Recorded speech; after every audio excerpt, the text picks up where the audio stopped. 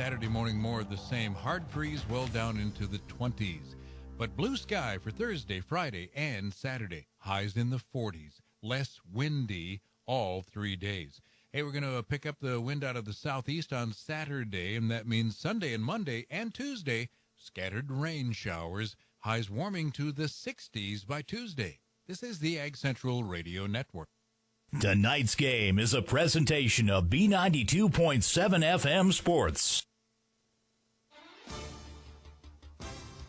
Breckenridge Cowboys football is on the air. Tonight from Pelican Rapids, it's the Breckenridge Cowboys taking on the Pelican Rapids Vikings. Tonight's game is brought to you by Breckenridge Public Schools, the Wilkin Drink and Eatery, Minn Kota Ag Products, Hike Camp Construction, Moore Engineering, Optimum Rehab, Carlson Family Insurance, State Farm agents Matt and Amanda Frederick, Farmers Union Oil of Southern Valley, Red River Communications, Twin Town Villa, CHI St. Francis Medical Center, Quality Toyota, Vision Ford, Otter Tail Power Company, Essentia Health, and Titan Machinery. Now, here's KBMW's Turner Blofus. Welcome to the Wilkin Drink and Eatery pregame show, a tradition of good taste and company. Turner Blofus here, joined once again for the third week in a row by us and Imdick. How's it going, Imdick? Good. How are we doing today, Turner? Pretty excited. Well, we got a spot in the press box, which was unexpected.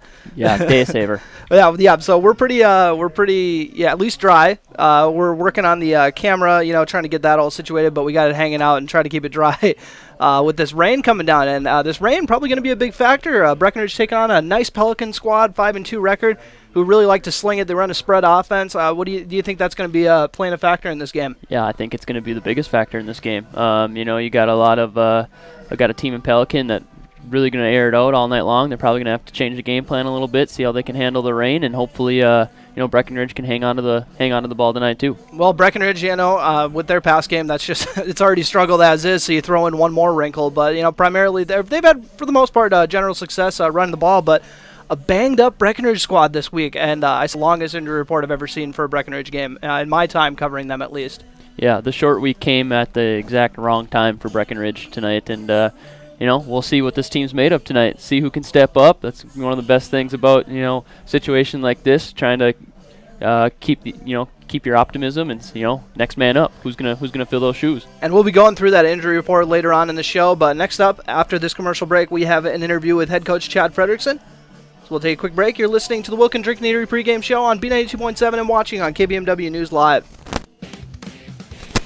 Breckenridge Schools, Breckenridge pride, inspiring to excel. My name is Christy Baumhart. I am proud to be a part of the school district with dedicated staff, including administration, teachers, paraprofessionals, cooks, and custodians, who are kind, caring, compassionate, and committed to the students in our district. They support, respect, and help one another succeed. One thing I am really excited about is the technology available to our students as it enhances their learning experience in the classroom. Not only as an employee, but also as a parent, I know the benefits of having both my children in the Breckenridge School District. Breckenridge Pride. We inspire to excel. Breckenridge Schools, Breckenridge pride, inspiring to excel. When you think of amazing burgers, I'm pretty sure I know what comes to mind. Welcome to Good Burger, home of the Good Burger. Can I take your order? No, not that. Everyone loves Krabby Patties. What? No, not that. You think of the Wilkin Drink and Eatery in Breckenridge. Their delicious half-pound burgers are unrivaled, and the best night to get them is when they're $3 off on Burger Night every Monday after 5. The Wilkin Drink and Eatery, a tradition of good taste and company since 1897. Go check out the best burgers in the Twin Towns. Minn Kota Ag Products proudly supports the communities we serve by sponsoring the broadcast of this high school sporting event. When a team takes the field, there is nothing like experience you can count on to produce a winning season. Minn Kota has that experienced team, supported by the latest technology, products, equipment, and information to deliver a winning game plan for your farm. Contact our locations in Breckenridge, Kent, Barney, Windmere, Wahpeton, or Colfax. Let our team lead you to a successful farming season. Big jobs, small jobs, and everything in between. Heitkamp Construction has served commercial and industrial clients in the Southern Valley and beyond since 1982. They are your fully licensed construction company, providing earthwork, paving, structural steel, and more. Need a new parking lot or new roofing? How about a new metal building for your farm or business? Call Heitkamp Construction in Wapton today at 642-5948 for superior construction service you can trust. Call 642-5948. Recovering your health and getting back to your best life. That's what Quality Recovery from Optimum Rehab can do for you. Physical therapist Dr. Anthony Egeman will set up an individual plan to get you to your goals. He believes that this is the perfect way for you to recover your health. What you get with Optimum Rehab is time and attention, thorough assessments, and effective treatments. So if it's back pain, achy joints, recovery from surgery or injury, it's likely that physical therapy from Optimum Rehab can help. So take your life into your own hands with Optimum Rehab. Visit myoptimumrehab.com. Welcome back to the Wilkin Drink and Eatery pregame show. I'm here with head coach Chad Frederickson. How's it going today, Coach? It's going great, Turner. How's it going for you? Hey, not bad at all. This regular season kind of flew by a little bit. Yeah, it's unreal how fast it goes to MEA break and for school in general. So yeah, it's you blink your eyes and it's week 8 already. I don't know if it was just because of how crazy it was last year. Like, you guys played a shorter schedule, but that year seemed to go on longer than this year. It seems this one kind of flew by compared to that one. Yeah, and it's just, the difference of never knowing from week to week if you were going to be able to play a game. Then when you weren't able to play a game, you had to find a new team to play, and we went through that a few times, and it just made things so, it seemed so long, but Everybody was really on edge last year. What's that? Everybody was really on edge last year, week to week, it sounds like. Absolutely. I'm glad it wasn't much easier deal this year. Yeah, for sure. And now that we're here at week 8, we got Pelican Rapids. It's a nice little short road trip for you guys, but definitely going to be another tough foe for the third consecutive week. Yeah, we didn't finish quite as easy as we'd want to, but again, it's good to play good teams, so you know where you're at, and hopefully step up your game a little bit.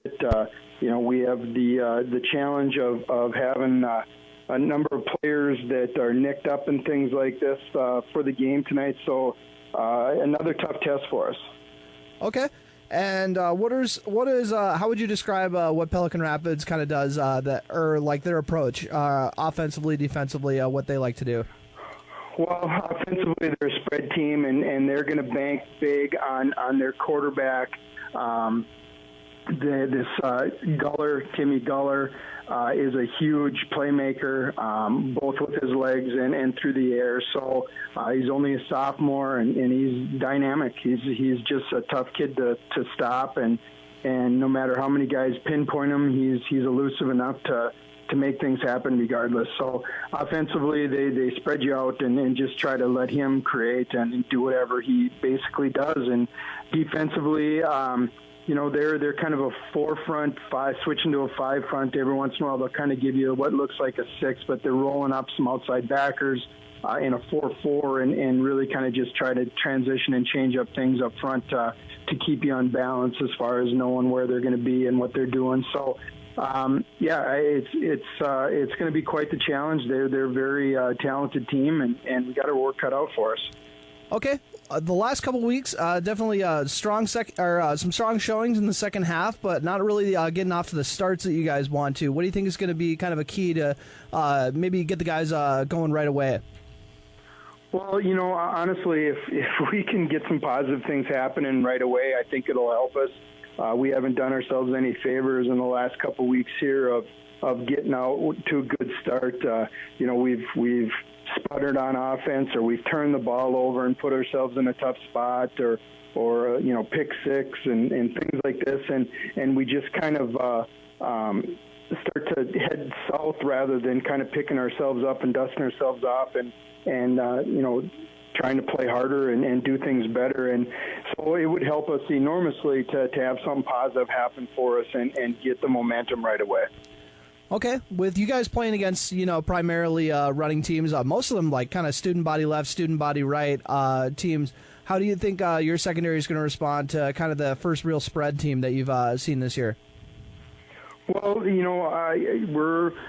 we're going to have a lot of fresh faces out there, tonight. So it's going to be a new endeavor for them, and would have been a new endeavor for some of our older guys. But it's just a matter of making sure nothing gets behind you. We're going to have to contain number 10, their quarterback, as much as possible, and make sure we get him on the ground before he can create.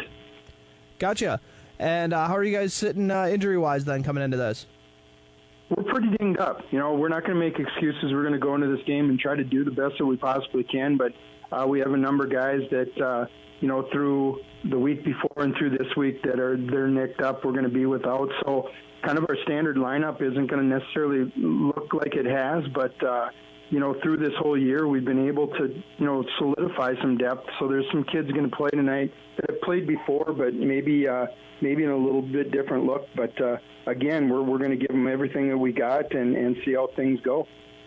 Okay, what are you expecting from Bailey this week after getting his first start under his belt? And how do you think he did responding to that the intensity, I guess, of his first varsity start at QB?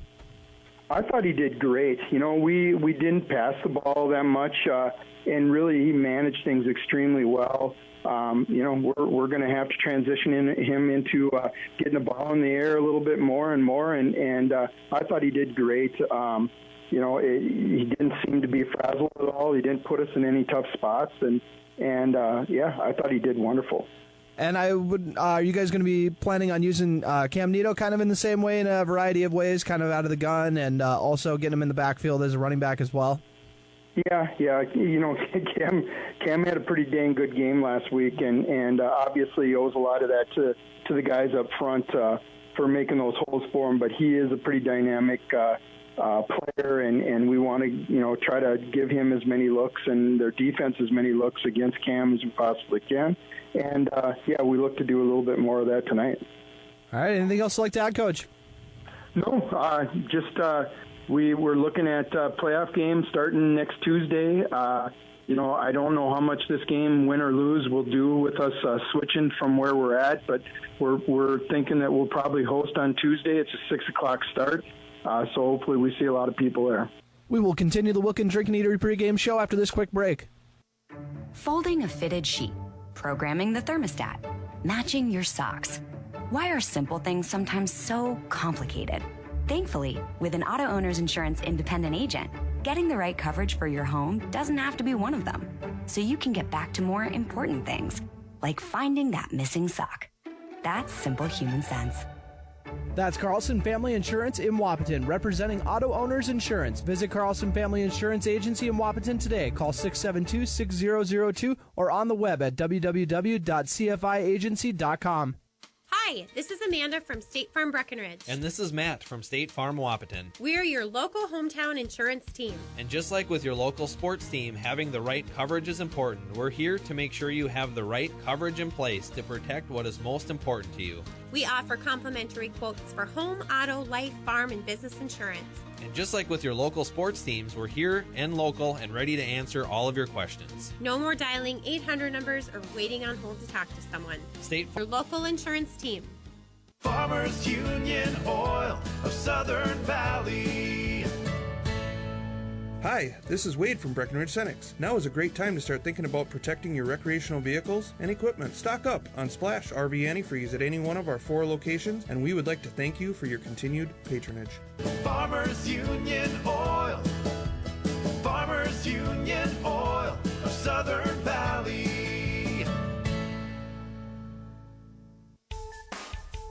It's time to celebrate. Red River Communications has been bringing you quality products and services for 70 years. Red River Communications has become the largest fiber network in the Southern Valley.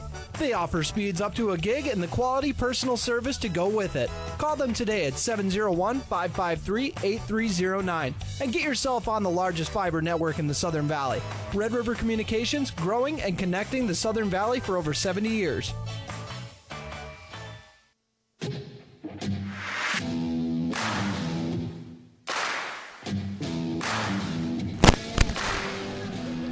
Welcome back to the Wilkin Drink and Eatery pregame show, a tradition of good taste and company, about 11 minutes away from the opening kick. And once again, apologies to all the viewers at home watching on KBMW News Live.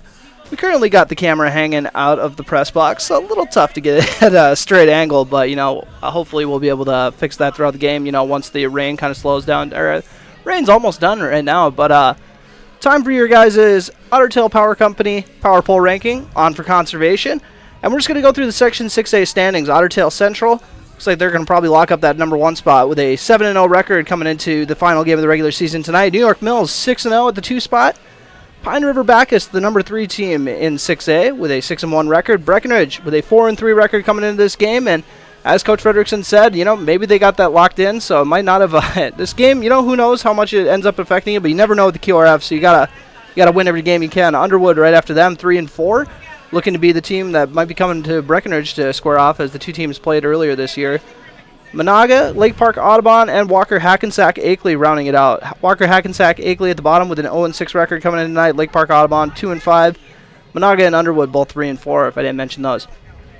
And now for your injury report, brought to you by Optimum Rehab, and it's a pretty extensive one, as I talked about earlier. We got a lot of starters out in this ball game, and that includes James Murtis, a running back and corner, had tweaked his knee last week. And then Dylan Bernades, who was kind of limited last week. I think we only saw him punting last week, so not a whole lot of him. Gavin Snyder, who has been a pretty reliable wide receiver for this squad. Logan Andel, who's kind of played some fullback for this squad. More of a kind of an H-back who kind of lines up at the tight end. But anyways, Eli Butts, the freshman center, going to miss his first going to have to sit out a varsity game for the first time in his career. And then Jake Hare and Alan Martinez also out of the game. Alan Martinez has been a mainstay on the defensive line this year. And game time decisions are Cam Nito and Zane Mickelson. I'm kind of surveying the field right now. You see either of them, Dick, by chance? I think I see Zane suited up and ready to go, but I'm having a hard time finding Cam. Oh, there he is. So at least they're suited up. We're not 100% sure if we're going to see them play or not. Yeah, that's a big part of Breckenridge's game there, and as you rattled off the injuries there, at least one we get back is Griffin Bussey tonight. That's what I was thinking of too. And hopefully he can tote the rock well for the Cowboys tonight, and probably going to be a ground attack game. But as we say it, the rain is about done here, Turner. No, it's going to be in Pelican's favor, but it's also going to be in our favor hopefully, so then we don't get all the equipment wet and I get fired. So good in my favor, I guess. I don't know about the listeners, but. Once again, we're live streaming this at KBMW News Live, our YouTube channel. If you're having a hard time finding it, just go to our website, kbmwnews.com, hover over the video tab, and we'll have the game ready for you. All you got to do is click it. It'll take you right here. Throw it on your TV, whatever you want to do. And it's also senior night and parents' night for Pelican Rapids. I actually love having them both, kill the 2 birds in one stone in one night. You guys do that for girls basketball, Dick? Absolutely. That's a smart strategy. Get them done at the same time. Then back to the game, but it is good to honor both of them. Seniors go through a long career, of their sport with a lot of blood, sweat, and tears put into the game. And if it wasn't for the parents, they wouldn't be able to do that, hauling them around on the youth levels and through the JV varsity ranks. And it's a commitment, man. It's definitely a commitment. So thanks to the parents for sure. I don't know if I've seen it on the season finale though. The regular season finale, you don't usually see the parents' night and the senior night as well, but whatever, each their own, Saving best for last, I guess. Yeah, that's what they're thinking, I'm sure. They're going to be going through the honoring and whatnot, and we're going to take a quick commercial break and hop back in for your starting lineups, brought to you by Farmers Union Oil of Southern Valley. You're listening to the Wilkin Drink Neatery pregame show on B92.7 and live streaming on KBMW News Live.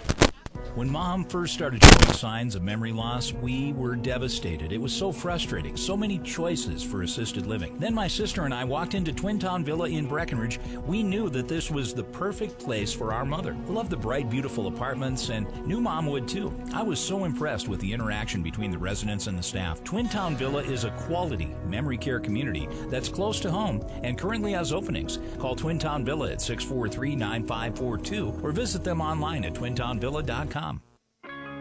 When you neglect your health, you're neglecting a lot more than just yourself. After all, a lot of people depend on you, your children, your significant other, your friends, and extended family. Your presence means a lot to many different people. CHI St. Francis Health is here for you. Get your yearly mammogram scheduled at CHI St. Francis Health. They are open and ready for you. Call 701-643-0238 to schedule. CHI St. Francis, caring for you and about you.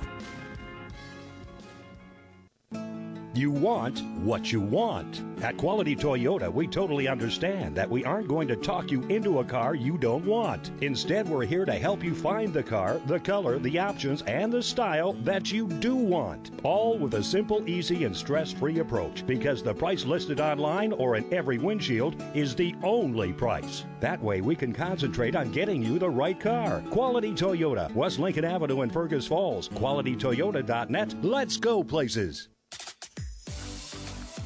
Otter Tail Power Company would like to remind you about the importance of high school athletics in the lives of children. These extracurricular activities play a role in the education and development of those kids involved and provide a way for them to learn some of life's most important lessons. Lessons that will take them through life with a sense of accomplishment and pride. Otter Tail Power Company would like to salute those athletes, coaches, and fans that make every season one to remember. Hey everybody, this is Ward Cater with Vision Ford in Wapaton, North Dakota. Did you know that we have software that we can use to locate the perfect pre-owned vehicle for you? You should buy what you want. We have invested in the technology to be customer friendly because we want and appreciate your business.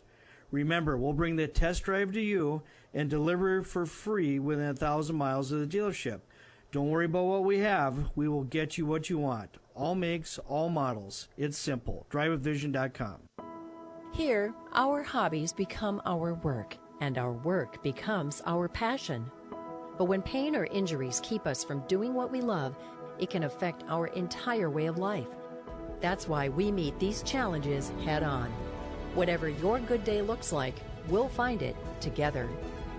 This is Essentia Health Orthopedics and Sports Medicine, like nowhere else. Visit essentiahealth.org.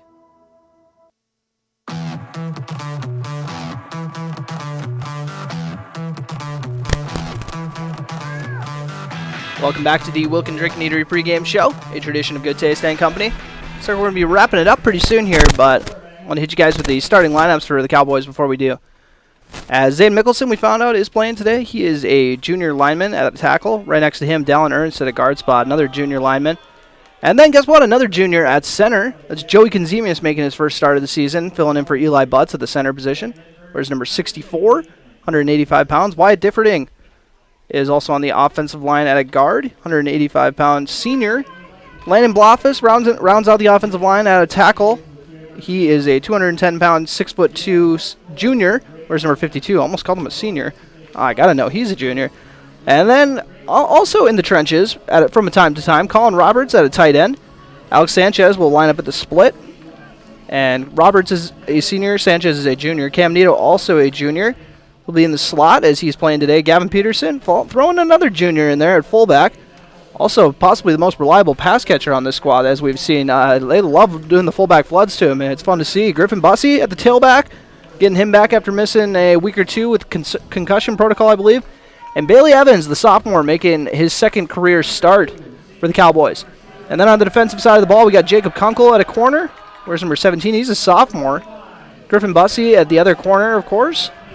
Alex Sanchez at free safety, rounding out the secondary as he has the last most of the season. He missed a couple games early on. Your linebacking core has Colin Roberts, Gavin Peterson, Alex Martell, and Cam Nito. Always love a quarterback that can also play linebacker. Those are the fun ones. Dallin Ernst and Alex Shocker, your defensive ends. If you call Alex Shocker a defensive end, I'm not really sure what to call him. I don't think the coaches even know. John Eaton on the defensive line, as well as Landon Blofus at the defensive tackles. The skill guys, Landon Blofus handles the kickoffs. Bailey Evans handles the kicks for the extra points. Maybe a field goal, you never know. Punter is Cam Nito.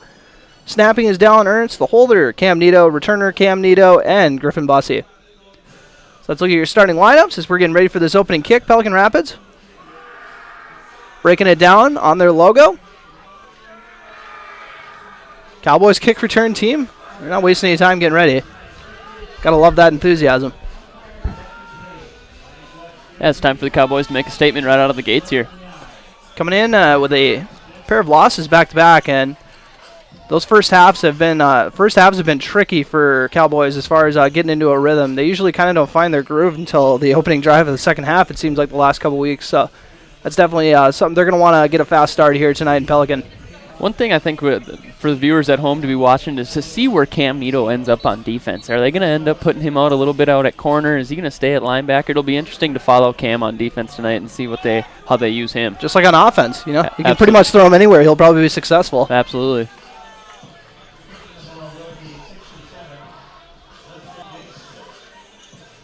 Got some umbrellas here.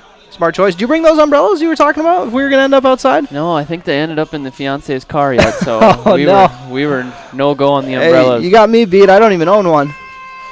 Some adult I am. As we have wrapped up the Wilkin Drink and Eatery pregame show, getting ready to boot this away. Handling the kickoff duties, Justin Jacobson. He's got to stop the music first, I believe. No, they're just going to let it ride out. I respect it. They booted deep. And it is scooped up near the goal line. Run to the wall, and he's actually going to bust it loose to the right side, but good coverage by Pelican Rapids to get on that. Now it's Cam Nito on the return. So it looks like Cowboys will take over inside their own 20. So I got the 15. As the Cowboys likely use Nito maybe in the Wildcat like last week, as well as run him out of the wishbone too. Whatever works. Looks like they're going to start off in the I formation. Taking their time. Got to get the right ball out there.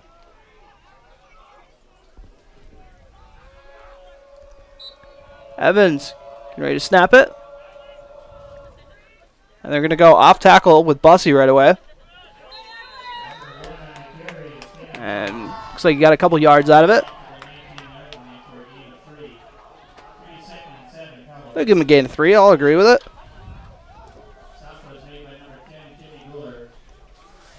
They gave Timmy Guler the tackle. He's the standout quarterback. Coach Fredrickson gave him a lot of praise in the pregame show.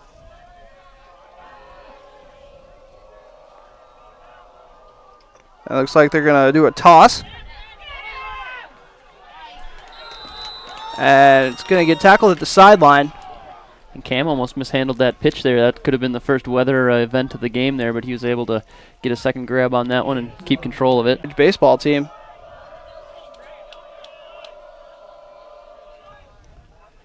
And they pick the handoff. They're going to go with their first throw of the night, and looks like they're looking for Gavin Peterson, but incomplete. And they had him on the flood there. He was wide open. Just the elements already playing a role here tonight. Wet ball. Just missed him. Do we mention that they really like throwing the fullback floods? The staple of the Breckenridge passing game. I've seen more fullback floods this year from any other Breckenridge team I've ever seen, I think.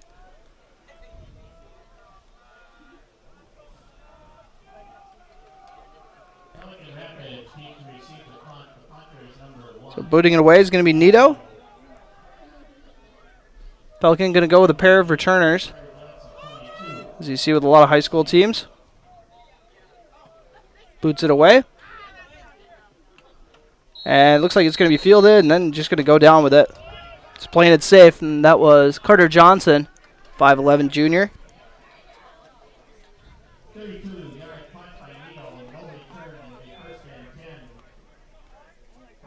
So a very short return, as we are having just a few issues.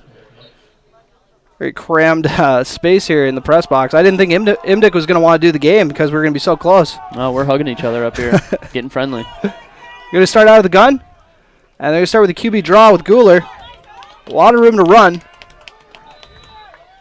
Gain of about 7 or 8, it looks like. A little scary. They're going to be seeing him for 3 years.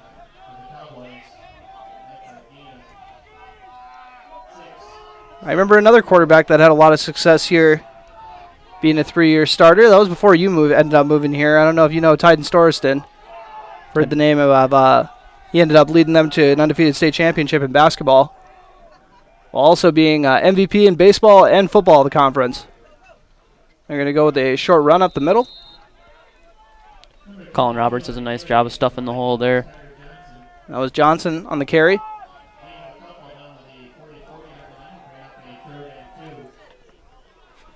And Brian Martinez. I hope I wasn't getting him and Alan Martinez mixed up. They got the similar numbers, same last name. Twin brothers. You can Twin hardly brothers? tell them apart. Yeah?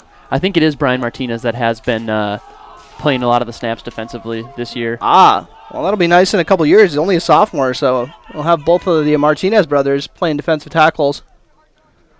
And they're going to go with Johnson with the handoff. And looks like he got enough for the first down, or actually just short.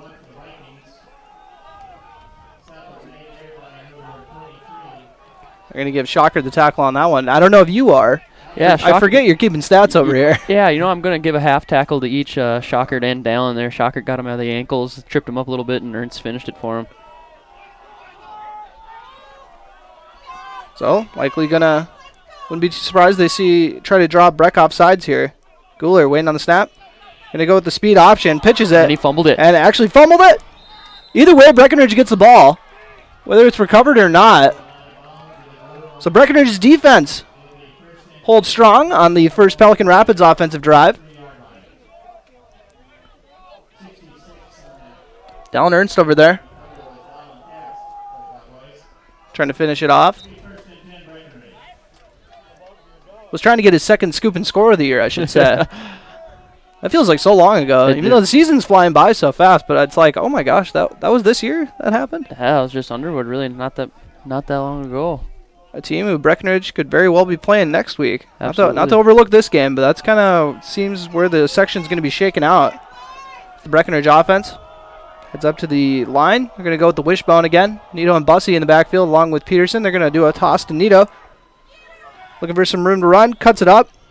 Tries to make a man miss, but it looks like he just got back to the line. Nito ran for 225 yards last week with a pair of touchdowns. That 79-yard one at the end of the game didn't hurt. And you can see the footing's just not the same tonight. You can see the boys trying to kind of get a feel for it. Field looked real wet.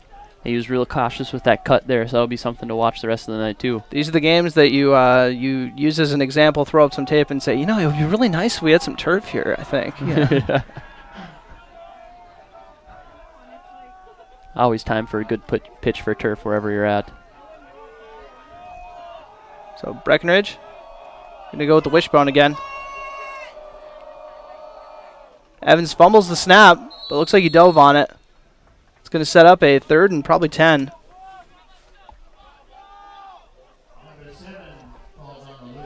Thank you, everybody, joining in on B92.7 FM. If you didn't know, we're also on KBMW News Live, a very elusive YouTube channel. And if you just want to, the easiest way to find it, I would say go to kbmwnews.com, go to our video tab, and I already got the game bookmarked for you. So unless there's another game going on today between Breckenridge and Pelican, I think I like your odds. Clicking on that, it'll take you right to the link. Wishbone, Bussey, and Nito once again, the tailbacks. And they're going to go with Nito on the right side. He's got a decent amount of room to run. He's going to get close to the first down, but maybe 2 yards short. That's good lead blocks there from Landon Blofis and Joey Konzemius, it looked like. They might have been thinking, if we can get on the other side of the 50, let's turn this into 4-down territory, so not the worst idea. Keeping it on the ground there. But it didn't work out so well when Pelican Rapids was going for it on 4th down around this part of this field. It's 4th down, but it looks like a long one to me, Turner. That it does. Well, I think the Pelican Rapids, this is kind of maybe a Gavin Peterson situation here. We'll see. Evans does hand it off to him up the middle, and he's going to plow through a couple of players. Wow, he got stacked up and then just kind of dragged them past the first down marker. That was a heck of an effort.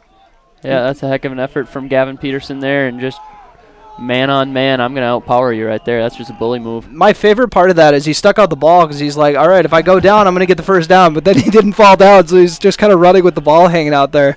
I love that. He's like, this ended up working out a lot better than I expected, so I'm just going to keep running now. Wishbone again. Breckenridge off to a promising start of this drive with the misdirection handoff. Nito was looking to show that he was going to cut outside, but then cut inside. And ended up working out pretty well for him for a big gain. Breckenridge gets to the 27 on the run. How many do you give him on that one, Dick? We are going about 15? With 17. 17. That's pretty close for what I'm usually about 6 yards off, so. Yeah, good little scamper by Cam there. Nice juke move, kind of a double move there. Got the defenders on their heels. Now they go with the I formation. Nito at running back. Faking the handoff. Evans under a lot of pressure, and he gets sacked. Heck of an effort there by Luca Sholey, I believe. He's only another sophomore playmaker for Pelican Rapids on this defense. That sack's going to bring us back 12 yards. That one hurt. And he was there right away. It's almost you got to applaud Evans not having a turnover on that one. Yeah, he looked like he almost got a stiff arm out of the deal there too, and looked like he had a chance, but just couldn't quite escape out of there. Well, last week they had that crucial fumble when he took a sack. He just got blown up right away, and it's a credit to him to not fumble that away with the conditions of tonight.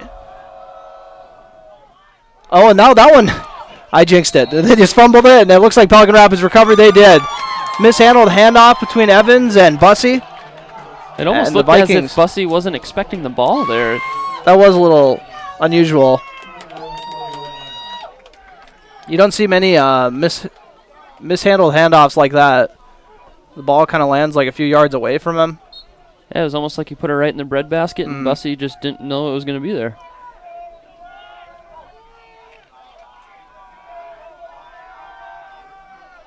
Pelican Rapids coming up in their spread. Pair of receivers out to the right. And they're going to go read option. Keep it with Johnson for a couple yard gain.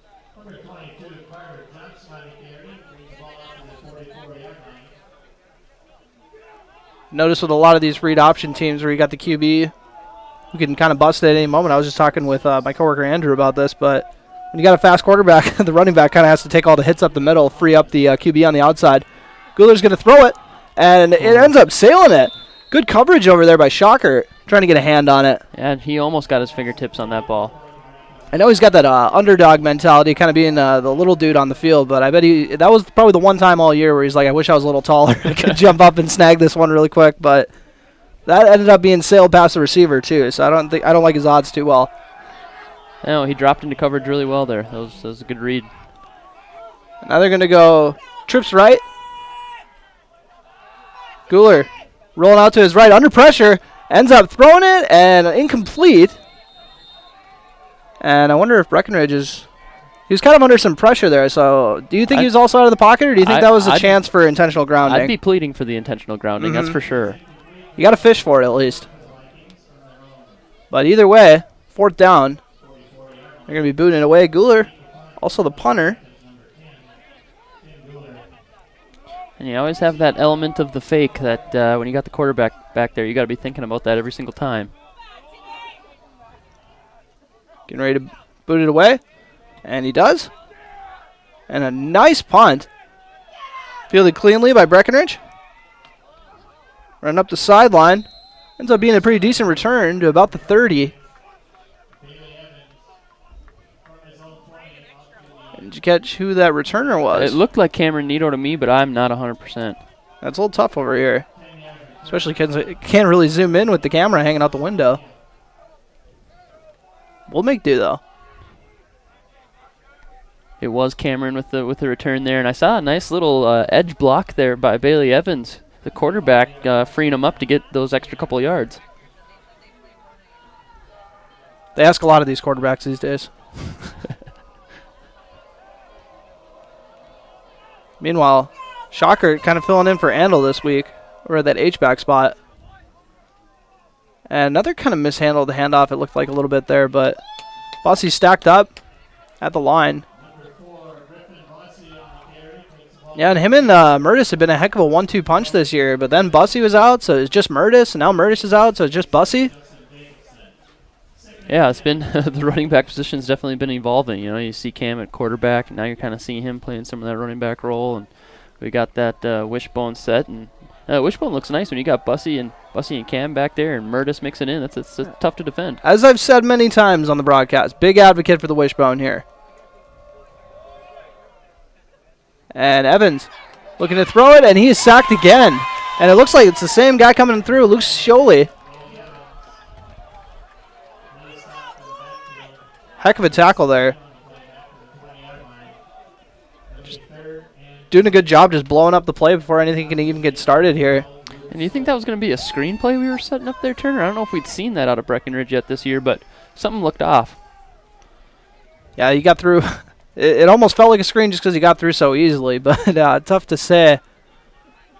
Also, we got to get one of these scoreboards like they got here in Pelican Rapids. Yeah, this big is nice, video screen and whatnot. And I'm not complaining about the press box. We're up here. And Evans, once again under pressure, wrapped up in a hurry. We'll see who's on the sack that time. Scioli's back there again, along with Justin Jacobson. So, Breckenridge facing a 4th and forever.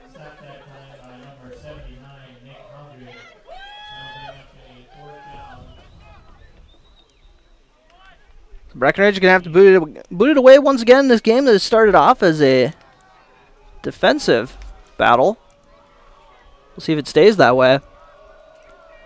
Breckenridge has had some pretty good luck in defensive battles this year, so I bet they wouldn't mind. And this punt scooped up by Martell at the 45. So pretty favorable field position for Pelican Rapids here.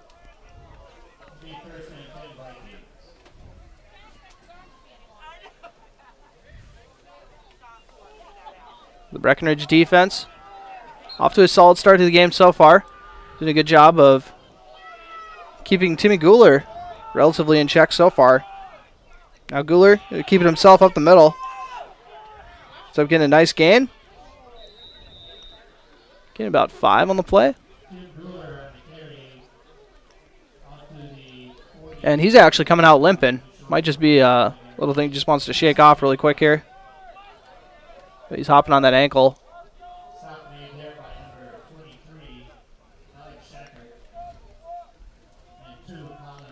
That's kind of refreshing to see a spread. I don't think we've seen a single, anything close to a spread offense this year against the Cowboys, not. So it's been fun.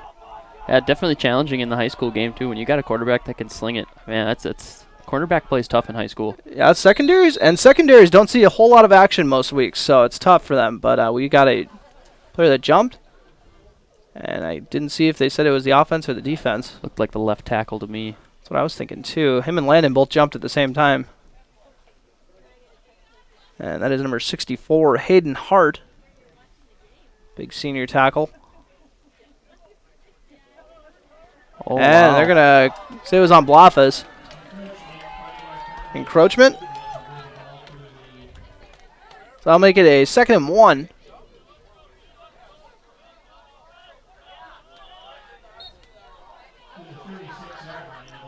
Guler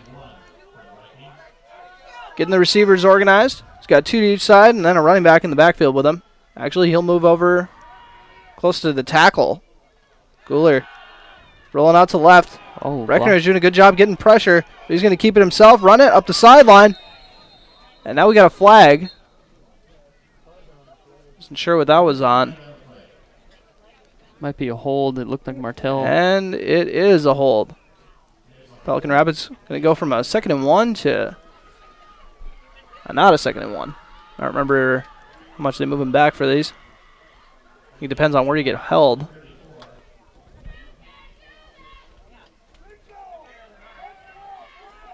So they'll lose about 8 yards on the play. Now they got a 2nd and 9. Guler sending the troops out. So he's got a tight end along with 4 receivers. And they're just going to do a QB blast up the middle. And stacked up well by Roberts, but he ends up shedding the tackle. Makes a couple more dudes miss. Heck of a run there by Guler. Looks like that ankle was not hampering him at all. And Roberts smacked him. He Uh-huh. put a good lick on him and must have just forgot to wrap up. Yep, didn't. I think he thought he had him, and then when he went down, Guler didn't go down with him, so he took off running.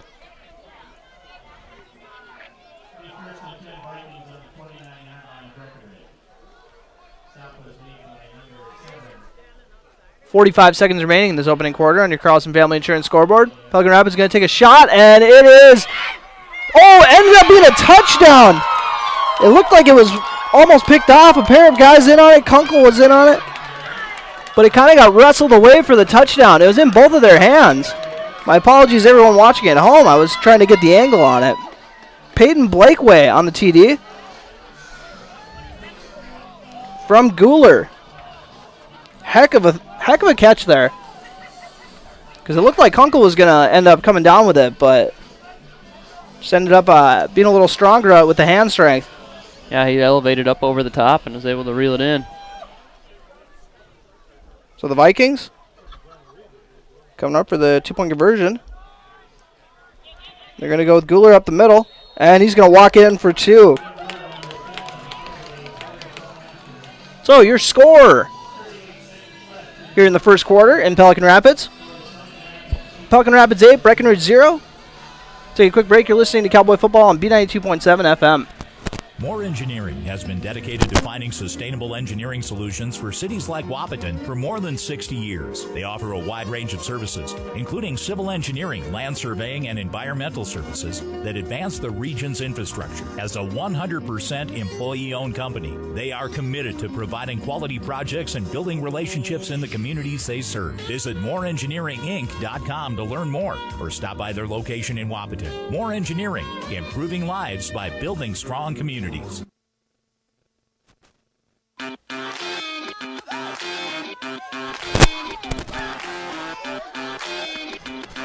Welcome back to Pelican Rapids. As Pelican Rapids has struck first. Make it an 8-0 game. Cowboys offense put together one kind of decent drive, but ended up fumbling it. Vikings booted away. Fielded cleanly by one of the up men. Colin Roberts. Trying to redeem himself after the play on defense.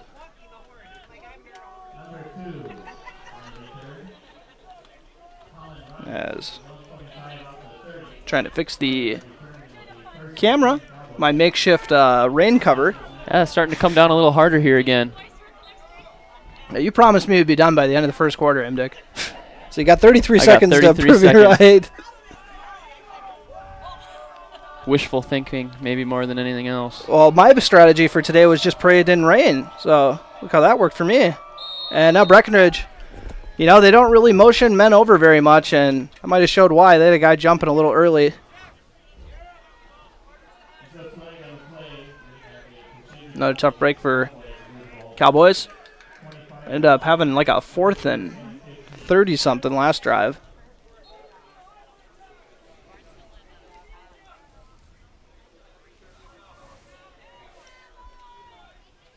As the Vikings had a long bomb to Peyton Blackway.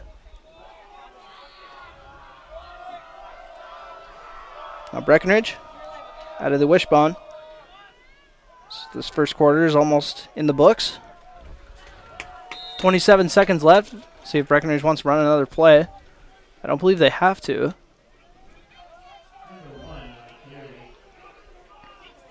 I think by the time it was wrapped up, it was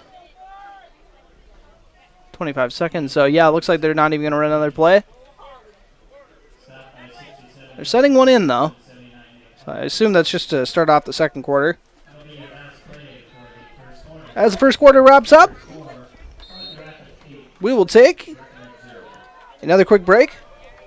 Cowboys trailing 8-0 in Pelican Rapids. And you are listening to Cowboy Football on B92.7 FM and watching. Oh, evidently we will not be taking a commercial break once again. Spoke too soon. As the Cowboys looking to get the offense going as they face a 2nd and long to start off the second quarter. You're listening to Cowboy Football on B92.7 FM. Pick up the pace of farming with a Case IH precision farming system from Titan Machinery. Whether you're spreading fertilizer, strip tilling, or even farming in the dark, Case IH and Titan Machinery have the perfect guidance equipment for you. Their lineup of remarkable, accurate, hand-free guidance systems can help you optimize your profits and lifestyle by saving you big on input costs, improving yield, and reducing operator fatigue. Stop by Titan Machinery in Wapaton today to find out how a Case IH precision farming system can help your operation.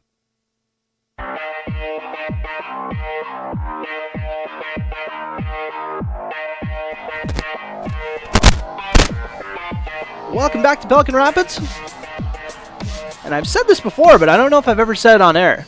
Of all the HOL schools, obviously, I got to give Breckenridge, my hometown. I got to say that's my favorite field, but this is my favorite place to go on the road. I really like where they got this set up. Yeah, kind of down in a bowl. Got the trees on the one end. They're going to draw them off sides to start this off. It's one way to get some yards to start off the second quarter. Unless Breckenridge jumped first, which I don't think they did. I think I saw all defenders flying across. And, it was on the offense. What do I know? 2 go the home team way. The Landon Blofis encroachment. No, this one. They were close. That might have been Landon again. I didn't see him move. I'm just gonna throw it out there. Bloffises are known for not being the smartest. No, I'm just kidding. Kidding about him, at least. Wishbone? Evans. Little misdirect handoff to Nito, but Pelican Rapids wasn't falling for that. And a nice tackle there by Tristan Landberg. Another sophomore. This is a heck of a sophomore class coming up for the Vikings. This team's going to be pretty solid for the next couple of years. Bussey comes out of the game, I believe. I want to say Shocker's going to be running the play in. And I don't know why Coach Fredrickson's so far over there where he's got to make him run so far. It's like at the very edge of the where all the players are on the sideline. Yeah, he's 25 yards up from the line of scrimmage. Get some conditioning in while we're here. Got to get it wherever you can. I formation. Fake the handoff, rolling out to the left. Evans once again under pressure. Sheds one tackler. Throws it down the field. And incomplete. And the play action is just causing nightmares for Evans in the backfield. Because the second he gets done faking the handoff, he's already running for his life. Yeah, he rolled out to his left there and had the defensive end waiting for him. He was able to shake him and get the ball off, but he took a lick. Doing a good job applying pressure to the sophomore quarterback, who once again is making his second start as a varsity Cowboy player. Now Breckenridge facing the 4th and 17. You're going to call on Cam Nito to get them some good field position, they're thinking. Nito waiting for the snap. Gets it. Boots it away cleanly. Great punt. That was a heck of a punt. And gets a nice bounce, too, while they're at it. Wow. That's how you flip the field. That is one of the best high school punts I've seen in a long time. It's at the 10-yard line, it looks like. So, where did he punt it from? Did he punt it from the inside the 20? It had to be, right around, just inside the 20, right on the 20. Hey, he does it all. And for the 3rd week in a row, I'm going to say it. Get your punts on your huddle.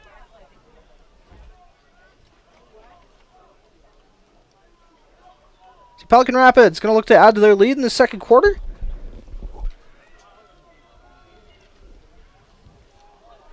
Break the huddle, sticking with the spread. Running back to the left of Guler. One receiver out to each side. He motions the running back out. Another just QB blast up the middle. And the offensive line doing a good job of getting a push. Free him up to the second level. But only got a few yards on that one. Number 10, Tim Guler on that carry. He brings the ball out to the 14-yard line.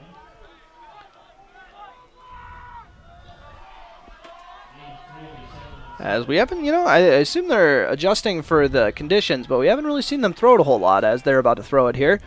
Right across the middle and drops it. Took a little bit of a shot from Sanchez, but that definitely a catchable ball. And And that was Carson McNeil, the intended receiver on that one. He's a 6-foot senior. Sanchez was looking to lay a lick there at his free safety spot. You don't get a whole lot of action at the free safety, so you got to lay the hits where you can. That's right, and he was geared up, ready to rock and roll. I think 25, I think he heard the proverbial footsteps coming. Someone else was over there, too, on the coverage. I want to say it was Evans, but I'm not 100% sure. Guler takes a snap. Rolling out to his left. Good pressure by Breckenridge, and he is wrapped up. I'm trying to see who is on the tackle. I believe it was Landon Blofis records the sack. I think Brian Martinez might have initiated the pressure. Showing off the athleticism there. You know, I was a little surprised coming into the year. I figured it was more of a personnel thing, but Landon's definitely more of a defensive end. But using him as a defensive tackle, you know, kind of also defensive end. Like, he's lined up as a D end right now this week, so. But we got a timeout by the Vikings. We'll take a quick one with them. Your score, Pelican Rapids 8, Breckenridge 0. You're listening to Cowboy Football on B92.7 FM and watching on KBMW News Live.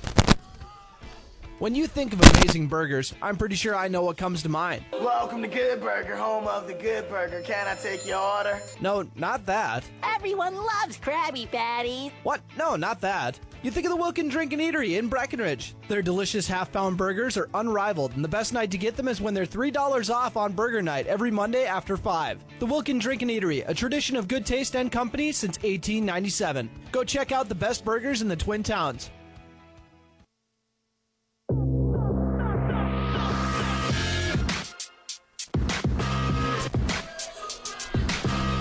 Welcome back to Pelican Rapids as the Vikings took a timeout after taking the sack. Landon Blofis applying the pressure. And I don't know if I've talked about this already, but they're doing a good job of getting the pressure applied to Guler to force this 4th and super long. Looks like they're going to be 16. They're in the back of their own end zone, so you got to be thinking they're going to be trying to block it. And they do not get the block. Nito returns it, though. Sheds one tackler. Cuts up the right sideline. Trying to make a man miss. And ends up getting a heck of a return. Close to the red zone. Might have got in, actually. Oh, just shy, it looks like. We'll see where they spot it.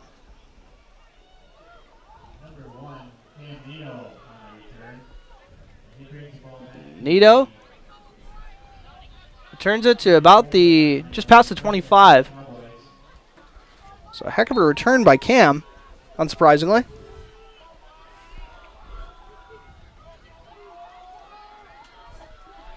Rave about his returning skills is, just general ability to ball out all night. Yeah, catches the punt that ends up going fairly deep. Pretty good punt by Pelican. He's able to secure it. And they're going to go with Shocker at off tackle here.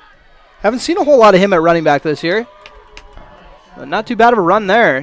With the availability of the Cowboy running backs the last few weeks, they've been calling on him a lot more to play some offense. And he got initiated to the running back position there. He took a pretty good look at the end of that play. Pelican Rapids rocking the all-black look as they do pretty much every year. Can't say I've ever seen them rock orange jerseys before, as much as I would love that.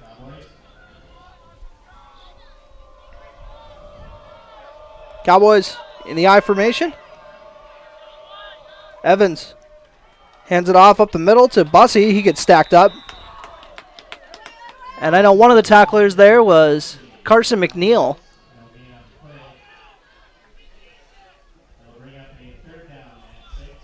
So 3rd and 6. As Breckenridge is in the Titan Machinery red zone, your local Case IH dealer in Wahpeton. 8:46 remaining on your Carlson Family Insurance scoreboard. Score is 8-0. Pelican Rapids in the lead. You'd also know that if you're looking at the Red River Communications scoreboard on our video stream. Big 3rd down here for Breckenridge. Look how far back he is and dotting the I. And he moved. And did they? Oh, they are going to call it. I originally thought they weren't going to, but. And of course he scampers and he goes in for a touchdown. That is the 2nd or 3rd touchdown I think Cam's had taken off this year. Granted, it looked like the defense was kind of done. I think someone might have actually blown the whistle. But either way, a tough break for Breckenridge. That moves them out of the Titan Machinery red zone. As they're at the 24 now, facing a 3rd and 11. But it is 4-down territory, of course. You're knocking on the door, and Nito's actually going to come out of the game on this one. Wouldn't be too surprised if I see maybe a fullback flood in our future. Never know. I don't know how you'd guess that. 6 cents. And ends up fumbling the snap, so we'll never know what the play was going to be. And 3 Pelican players there in a hurry. And the one trying to get the fumble recovered, it looks like Ian Fay.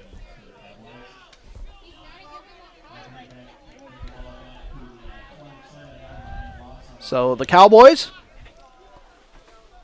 facing a tough 4th down. 4th and about 14. With 7:46 remaining in this opening half in your Carlson Family Insurance scoreboard. They're going to go out of the wishbone. Wouldn't be surprised if we get Nito the ball any way they can. Another mishandled handoff, and Evans just running for his life. And makes a guy miss. He's going to tuck it on the right side now, and he gets blown up. That was a heck of a hit by Nick Haugrud. That might be your welcome to varsity football moment. Good Lord. Yeah, he took a shot there at the end of that play. That's kind of the exclamation point on a good defensive possession there by the Pelican Rapids Vikings to hold Cowboys out of the end zone.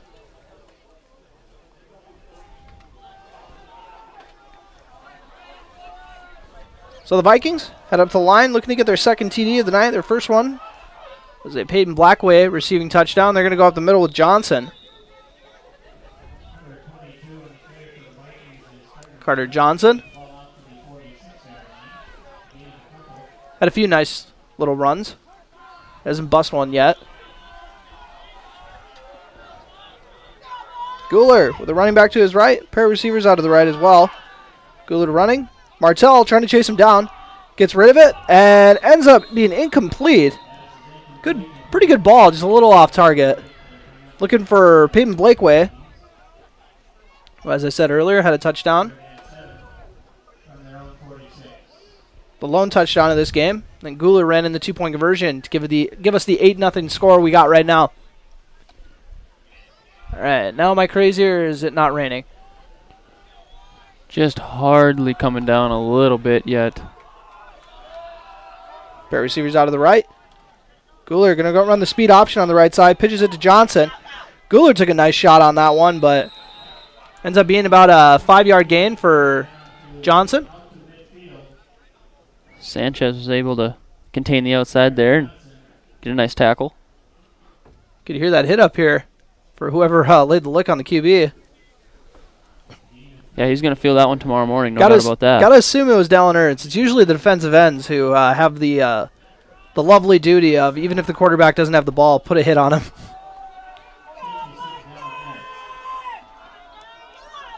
Two receivers wide out to the left, 2 more to the right, and they're just going to go with Guler up the middle. And he's got enough for the first down and more.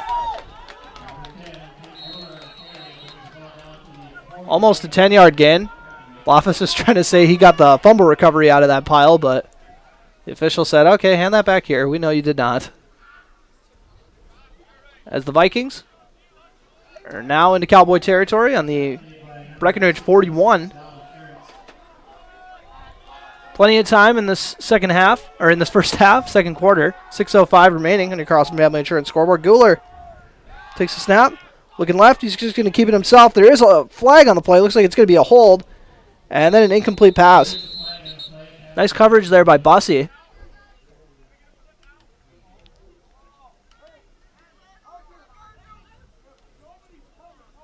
And see what the flag is. I believe it was a hold. It looks that way. So back on their side of the field. Penalties have really been getting these two offenses into some interesting situations. First and 23 is what the Vikings face right now. They're going to go trips right, but motion one man over to the left. Just use him as a distraction, but Breckenridge doesn't fall for it. Heck of an effort there by the defense. It's like Bloffus and Roberts were there. Yes, Bloffus was not fooled by that one. Great read from the defensive end. Or is he? They're playing tackle today. And they got like this three-man front, but then they send Martell and Shockert over on the edge. Be kind of defensive end, linebacker, corner hybrids. I don't even know what to call them. Guler dropping back to pass. Under pressure once again. He's going to try to run for it. Roberts gets the ankle, and Martell's the one who's going to finish him off. Marty, as I've heard him called.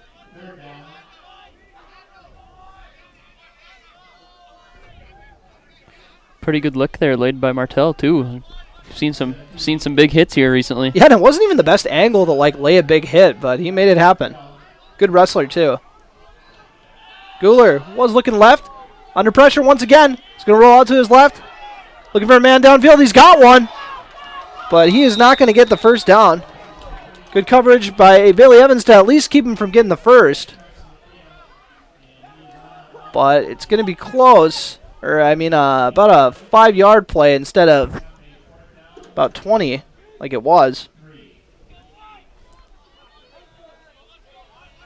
They're going to go 4th and 4 yards. Big play here for the Breckenridge defense. 4:49 remaining in this first half on your Carlson Family Insurance scoreboard. Likely going to go with Guler here. You got to be thinking. He's going to roll out to his right. Looking for someone to toss it to. A complete, or actually incomplete. Oh, that just went right through the breadbasket. And that was once again Blakeway. He's had a pair of passes since that TD that he probably should have hauled in, but yeah, we'll chalk it up to the elements. Yeah, I think so. Or looked like he maybe was looking up the field to catch and run with that one a little bit, a little too anxious. Oh, which is the last thing you want if you're a coach, because you got to be telling him you just got to get the first down. Just got to be thinking first down. The rest, we can get later. Yeah, he can catch and fall over as far as the coach is concerned on that one. Exactly. There could be nobody around. You could fall over and catch it and fall over, and your coach will be pleased just because you got the first. So they're going to probably talk about that in the film a little bit. They're going to go with the handoff up the middle to Nito. He's going to end up getting a couple yards out of it. I don't really know where he found the hole to run through there to get some yards, but got to applaud the effort. Kind of just ran into his lineman's back and said, let's keep it moving, boys.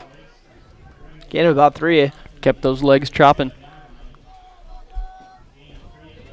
Yeah, we got to give the line the credit, though. Yeah, that was all the line. Nito was just there. Good push. Yep.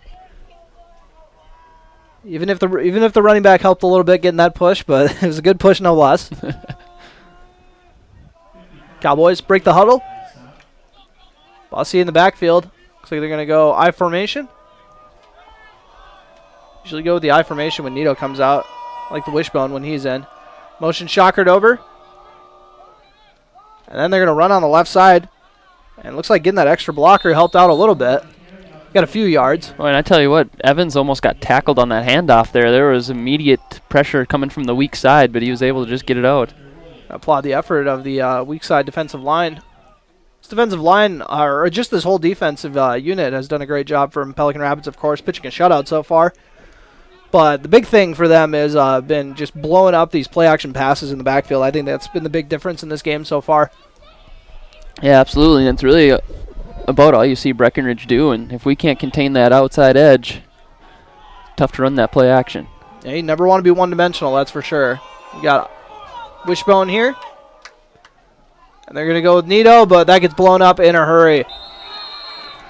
And that was, once again, Justin Jacobson making the tackle. He was the first man there, at least. Can you guess what grade Jacobson's in? Is he a sophomore too? He's another sophomore. It's crazy. They have a strong sophomore class over here in Pelican Rapids. That's it's scary for the other teams they got to play, that's for sure.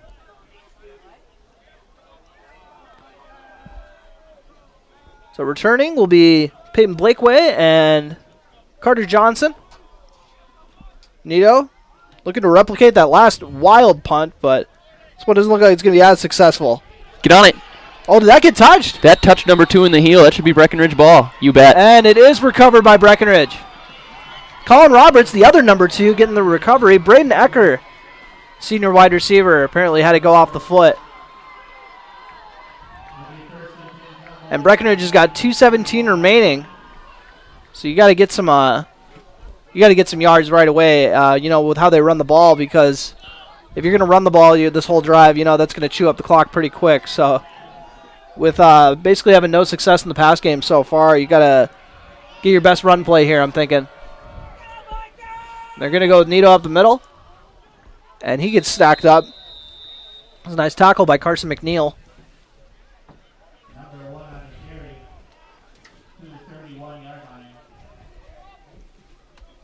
The Breckenridge, now with 2 minutes remaining.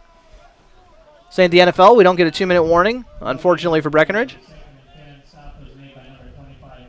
I remember that was one of the trivia questions from Coach Fredrickson at our camps when we were younger. He'd always say, what level do they do 2-minute warnings? Do we do them in high school? And I would always say, do we? I'd second guess it every year. No, we just do those in the NFL. All right. Wishbone. And they're going to go with Shockert. And he gets a nice run out of it. He's going to be close to the first down. You can tell they were keying on Nito big time there. Absolutely, and the offensive line did a good job of opening up a wide open hole, and Shocker was able to scamper through. I believe that was on the left side with Mickelson and Ernst.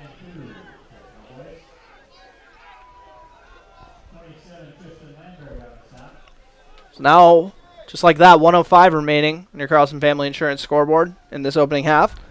Breckenridge has got to move in a hurry.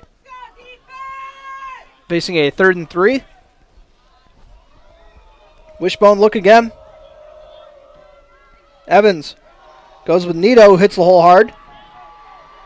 Dragging a couple more dudes with him into the Tide Machinery red zone. Looks like he's going to get close to the 15. So a nice run by Nito. I believe Breckenridge is going to take a timeout. Oh, I forgot those existed. That helps. So Breckenridge knocking on the door of getting their first points of the day. We'll take a very quick timeout break. You're listening to Cowboy Football on B92.7 FM.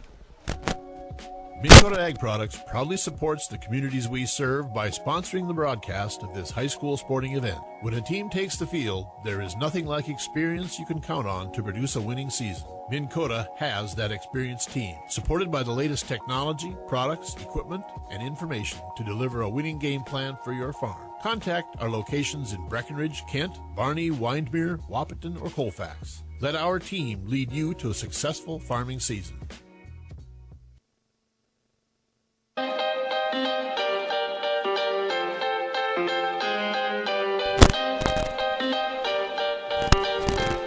We are back in Pelican Rapids, the land of the Vikings. Even though when I'm not on the air, I'm going to be calling them the Pelican Rapids Pelicans my whole life.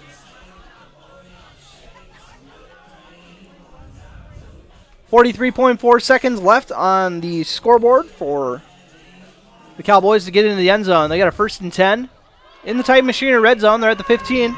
They got to chew up this 15 yards in 43 seconds. They're going to start off with a pitch. It's going to be the halfback pass, it looks like. Unless Nito keeps it himself, he throws it to the end zone, and it is caught for the touchdown. 15 yards out. And hauling it in, I believe, was Sanchez. The cousin connection. Yep. Cam Nito, who had played quarterback the first few weeks of the season.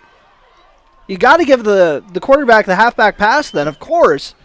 Find his cousin in the end zone. Alex Sanchez, his first touchdown of the year.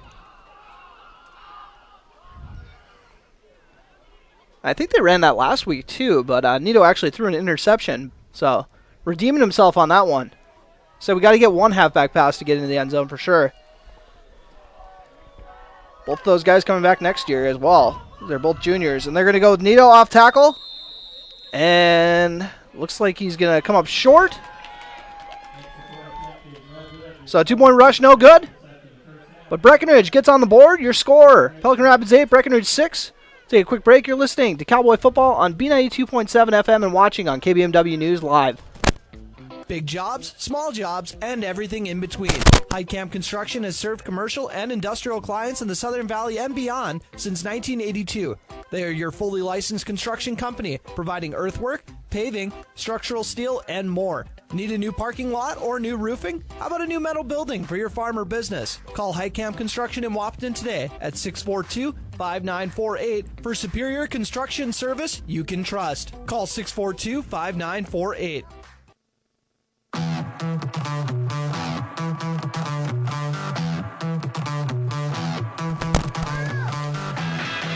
Welcome back to Pelican Rapids.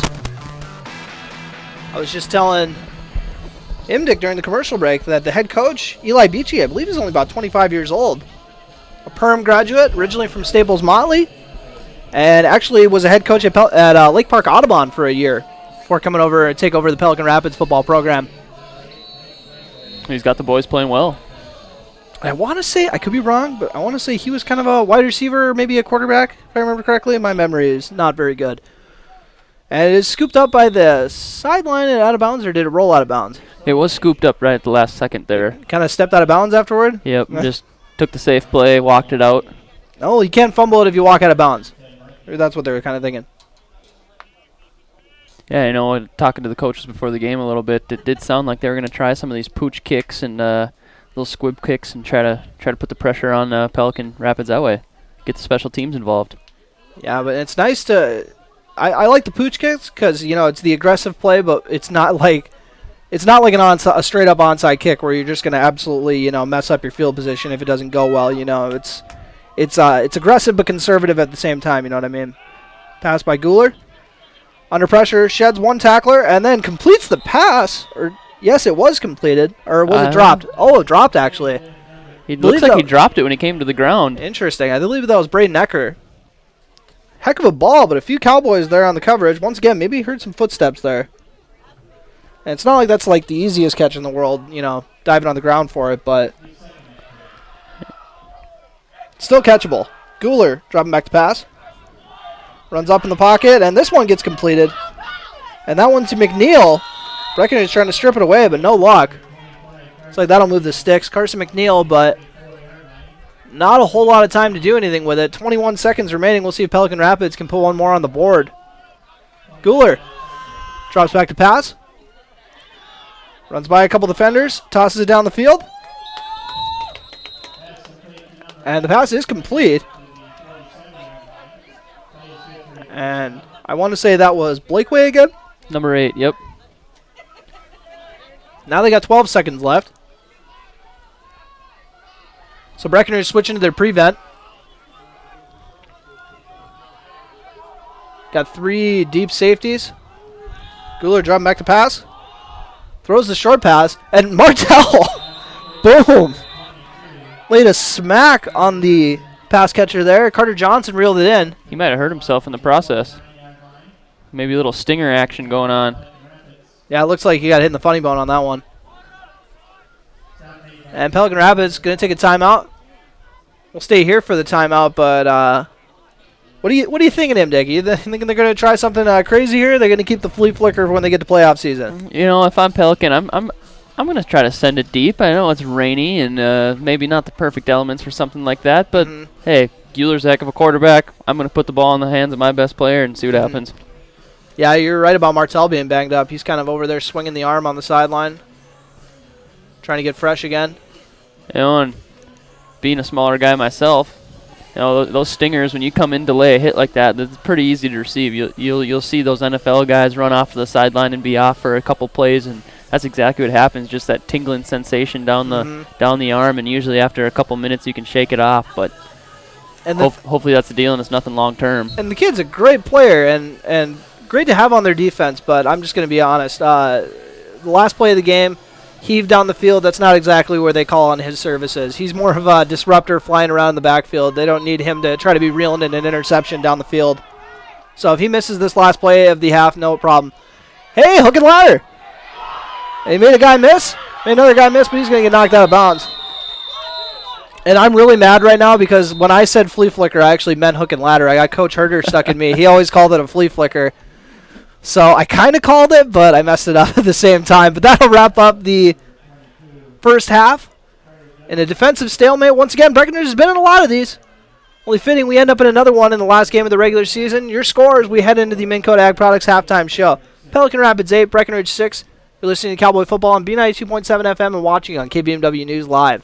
Recovering your health and getting back to your best life. That's what quality recovery from Optimum Rehab can do for you. Physical therapist Dr. Anthony Eggman will set up an individual plan to get you to your goals. He believes that this is the perfect way for you to recover your health. What you get with Optimum Rehab is time and attention, thorough assessments, and effective treatments. So if it's back pain, achy joints, recovery from surgery or injury, it's likely that physical therapy from Optimum Rehab can help. So take your life into your own hands with Optimum Rehab. Visit myoptimumrehab.com. Folding a fitted sheet, programming the thermostat, matching your socks. Why are simple things sometimes so complicated? Thankfully, with an auto owner's insurance independent agent, getting the right coverage for your home doesn't have to be one of them. So you can get back to more important things, like finding that missing sock. That's simple human sense. That's Carlson Family Insurance in Wapaton, representing auto owners insurance. Visit Carlson Family Insurance Agency in Wapaton today. Call 672-6002 or on the web at www.cfiagency.com.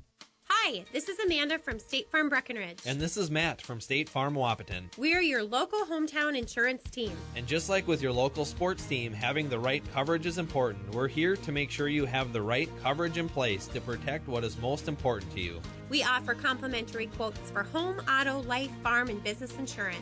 And just like with your local sports teams, we're here and local and ready to answer all of your questions. No more dialing 800 numbers or waiting on hold to talk to someone. State Farm of Wapaton and Breckenridge. Your local insurance team.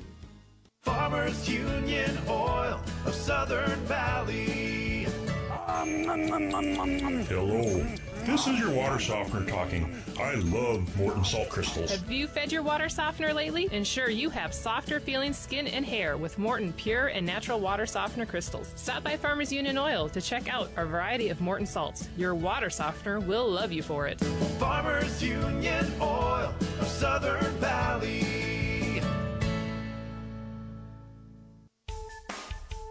It's time to celebrate. Red River Communications has been bringing you quality products and services for 70 years. Red River Communications has become the largest fiber network in the Southern Valley. They offer speeds up to a gig and the quality personal service to go with it. Call them today at 701-553-8309 and get yourself on the largest fiber network in the Southern Valley. Red River Communications, growing and connecting the Southern Valley for over 70 years. Welcome to the Minn Kota Ag Products halftime show. And we got the scoring for all of you lovely listeners. Going to be hopping over to that. And the first TD of the game came from Pelican Rapids. Timmy Guler hooked up from 32 yards out with Peyton Blakeway for the touchdown. And that was a heck of a catch because that got snagged by the defensive back as well and just got ripped out of his hands. So just pure the hand strength there to rip it away and get the touchdown from 32 yards out. As I said, made it an 8-0 game. When Timmy Guler went in with the QB keeper, and that ended up being the difference maker in the game because they got an 8-6 lead as Breckenridge got on the board with a halfback pass, Cam Nito, for the 15-yard strike to his cousin Alex Sanchez, and that was with 39 seconds left in the second quarter. So Breckenridge, just before halftime, able to trim the lead, and then they went with Nito to try to get the 2-point conversion and tie it up, but he couldn't get it in the end zone. So that's how we got to the score we're at right now. And what have you seen so far that you're liking from the Cowboys, Dick?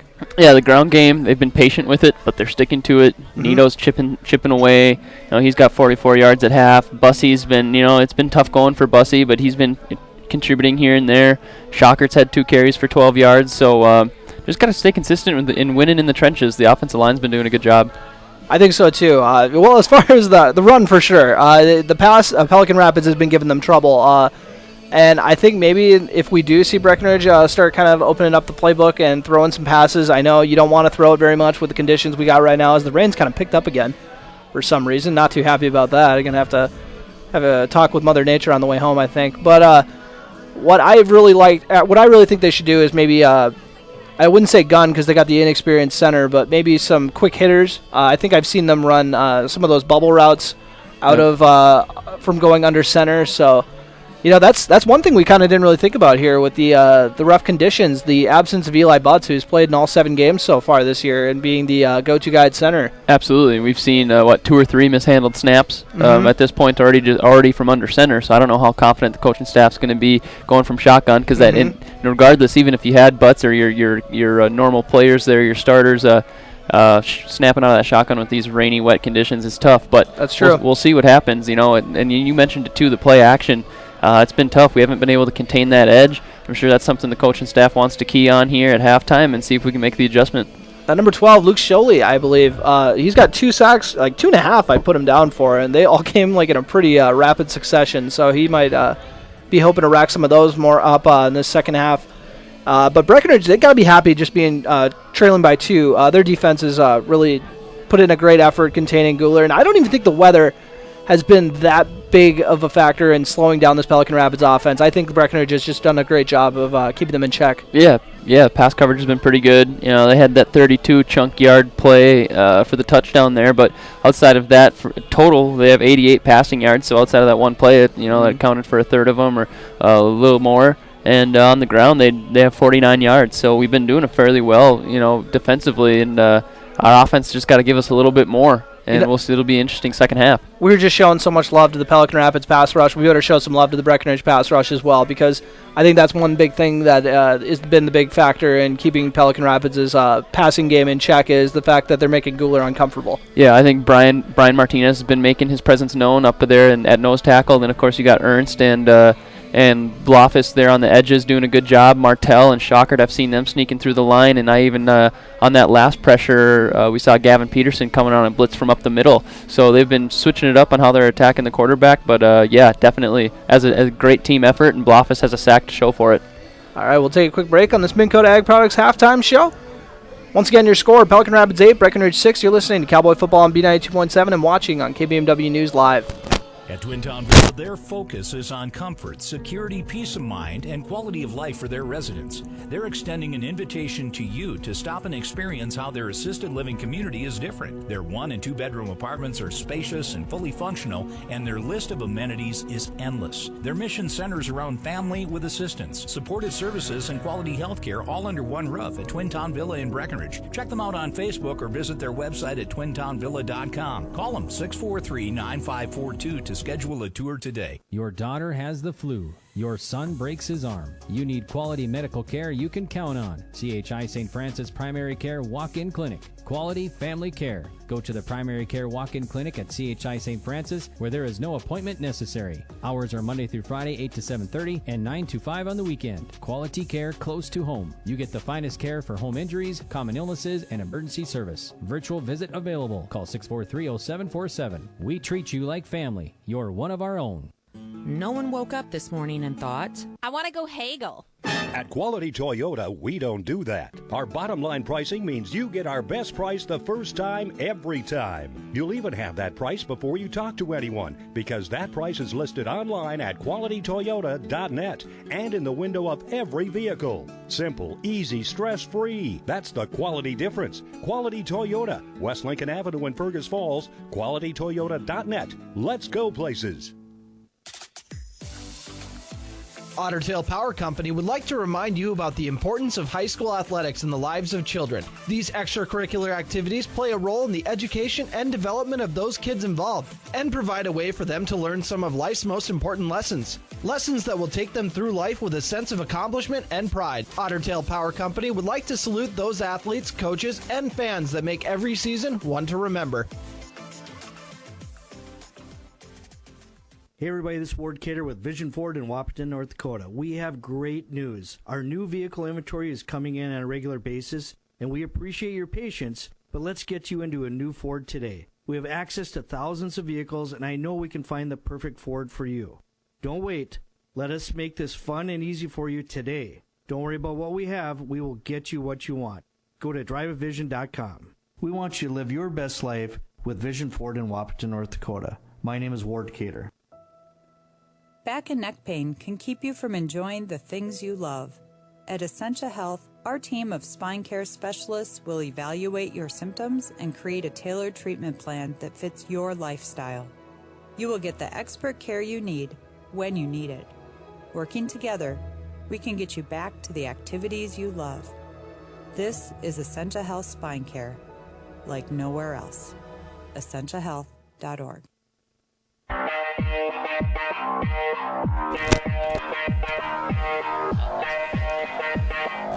Welcome back to the Minn Kota Ag Products Halftime Show, your number one grain marketing and production agriculture supply company. I'm going to run through some stats for you. Since we got all this time at the halftime, Breckenridge has completed one pass today, but it was a good one. He got in the end zone with a 15-yard score. Cam Nito, the leading rusher, 44 yards on 10 carries. So Pelican Rapids doing a pretty good job keeping him in check. We've seen how explosive he's been. And then 12 yards for Alex Schockert on a pair of carries. 6 from Griffin Bussey. They've done a really good job bottling him up. His longest run is 3 yards, and that's off 4 carries. Gavin Peterson, 1 carry, but it was for a big first down. 2 yards on that 1 carry. And then Bailey Evans just getting attacked in the backfield. He hasn't had a positive run yet. So 4 carries, negative 21 yards. I want to say those are all sacks. Yeah, 3 of them are sacks. One of them was that mishandled snap, and then he was scrambling around trying to make a play and lost some yards there. Gotcha. Alex Sanchez reeling in the lone pass for that 15-yard score. Then on defense, once again, pretty balanced attack. This is a very locked-in team unit. Alex Martell and Alex Schockert, the Alex boys, 4 tackles each. Landon Blofis and Dallin Ernst, the big boys down in the trenches, they got 3 tackles apiece. Blofis having 1 sack, which ended up being a loss of 10 yards for Pelican Rapids. And then for Pelican Rapids, Guler, 6 of 12 so far in this game, 88 yards as you said before, with 32 of those coming on that TD pass. Guler, the leading rusher, 7 carries for 40 yards. Everybody else, I believe, has been held to 9 yards total for the squad. And then for some of the defense, I believe... No, actually, there hasn't been an interception. I was caught back to last week, so no interceptions. I don't think Breckenridge has a turnover in this first half, do they? No. That's a big victory for Breckenridge, especially with these conditions. Yeah, that's one of the keys, I think, of the game is being able to make sure we were able to take care of the ball. We've been able to do that so far, and hopefully we can keep it rolling. We've seen the ball hit the turf a couple times, but Evans has been able to jump on it, I think, each of the 3 times. Yeah, and Pelican Rapids with the lone turnover on that punt.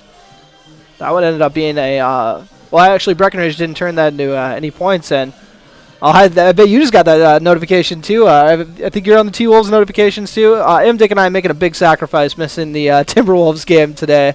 Most years that sounds pretty funny. Hopefully this year is not one of them. Season opener, and they're kicking some butt, 72-45 at half. But you know how the Timberwolves go. I'm not gonna get it too excited. Who knows how that second half goes? Yeah, that's pretty good defensively for them. But speaking of great defenses, once again, I just got to give my hat off to the Breckenridge defense so far in this effort with how good the Pelican Rapids offense has been, coming into this game. And Pelican Rapids has played some really good teams tight. Looking at the schedule, they only lost to OTC by a couple TDs, lost to Barnesville by 2 TDs. They haven't got blown out by a single team, that's for sure. And those 2 losses, like I said, very good programs to go up against.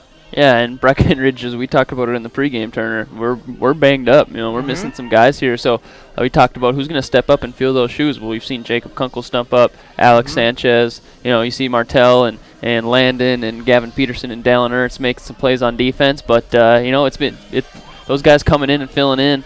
Joey Kanzemius at center doing a really good job there too. So they're rising to the occasion. For sure. We'll take one more commercial break and hop in for the second half. You're listening to Cowboy Football on B92.7 FM.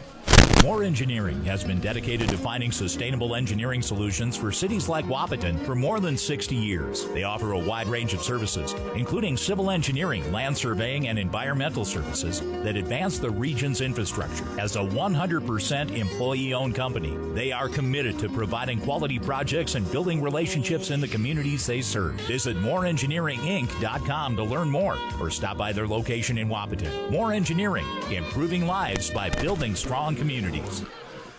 Welcome back to Pelican Rapids, as we wrap up the Minn Kota Ag Products halftime show. And it's fitting we just got that More Engineering ad, because I got to give them a shout out. With that Breckenridge touchdown that they scored in the first half, More Engineering will be making a donation to the Cowboy Touchdown Club. Hopefully we'll carry that tradition, or the More Engineering tradition, into basketball for your booster club, Dick. Yeah, absolutely. Is the Breckenridge backcourt club, is that for the boys and the girls, or are those separate? They are separate, yeah. Okay. Got the backcourt club for the boys, and we got the Cowgirls Hoops Booster Club, I think is what it ends up being. All right, I won't tell you which name I think's cooler. Yeah, I know. That's fine. Breckenridge breaking the huddle for this kickoff. Landon Bloffers will be booting it away as the rain is actually like kind of increased. Absolutely. It's coming down pretty good right now. Those always make for some interesting games. Bloffers boots it away. Pelican Rapids fields it. Looking for some room to run. That is Luke Scholey. Solely. Been butchering that one all day. The J is silent, apparently. Alex Shockard on the tackle there, believe it or not. Shocking. Oh, geez. No pun intended. Shocker. Shocking.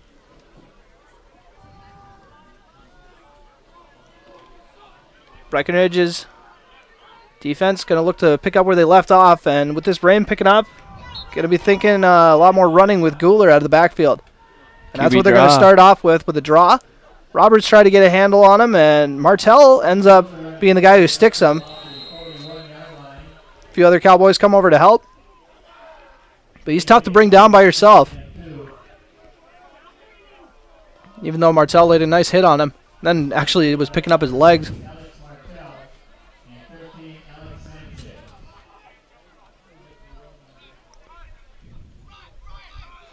That's been a phrase that I've always lived by. Watch out for those wrestlers.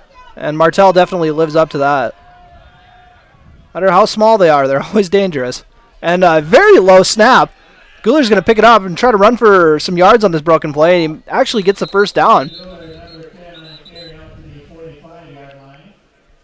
And look at that downfield blocking from Justin Jacobson. About 15 yards downfield, laying a pancake. But might have been a flag anyways. This might be coming back. And it's a hold on the Vikings. Nice break for Breckenridge. So now we're back to having 10 yards to go to get the first down. Actually, about a 2nd and 8.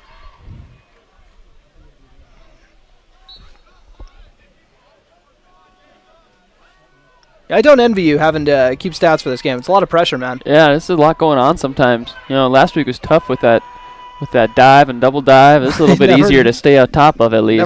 Guler's usually the one with the ball, like he is here. And he just ends up sliding down.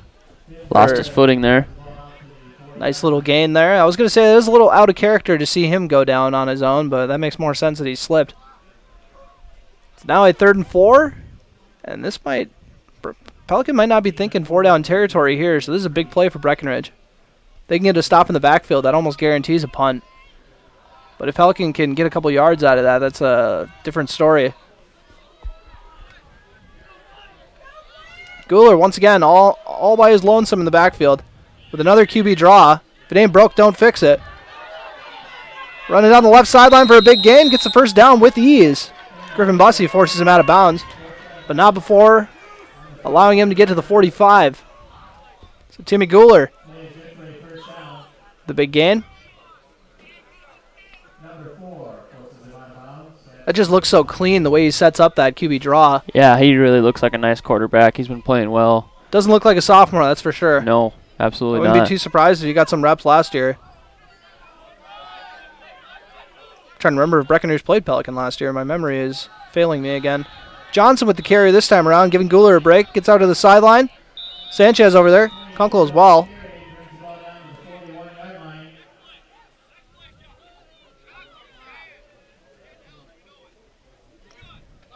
So ends up getting about 3 or 4 yards out of it.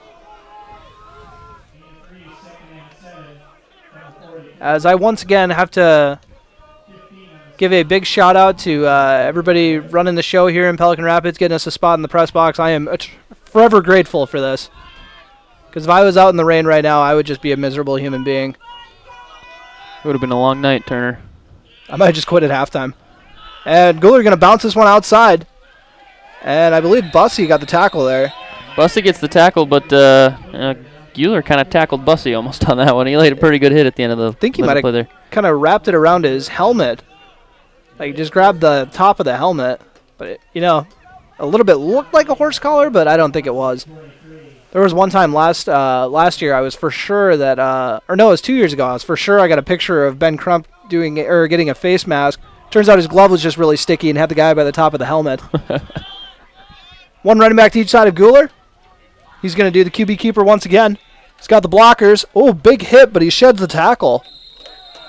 That's the second or third time we've seen Colin Roberts lay a big pop and then not be able to finish the play. He makes the contact really well, but yeah, like you said, you just got to finish the tackle. I think he just keeps thinking to himself, like, oh, this is the time that I get to really lay him out, but you got to maybe take a note out of Alex Martell's book and kind of stick him low. Yeah, you know, I see that as on the Breckenridge team kind of overall. We're always tackling pretty high. Mm-hmm.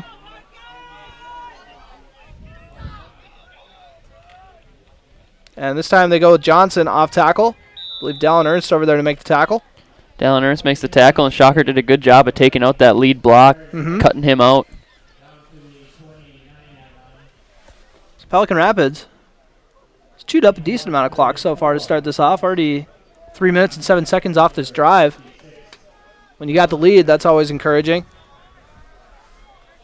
Now they got a 3rd and 4 and 4 down territory. Coming up to the line. Guler. He's got 3 receivers out to the right, 2 to the left, and a man went early. Wide receiver was a little too excited to get downfield there. Which is funny because I think that was a design run, so I guess he's just that excited to throw a block. Love the enthusiasm.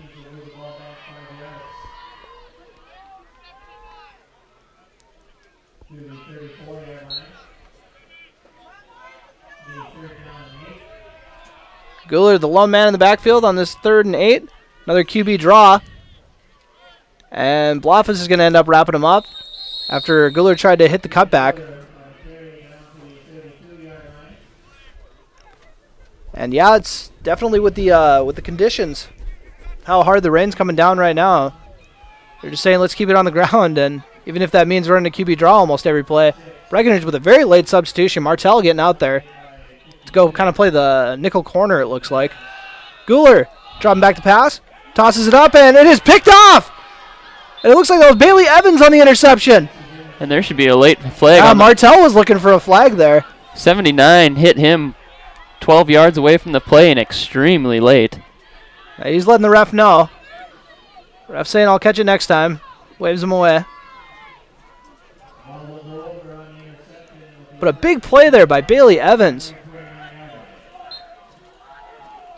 So maybe a little tough to throw the ball a little bit, but it isn't too tough to catch, as Evans just showed.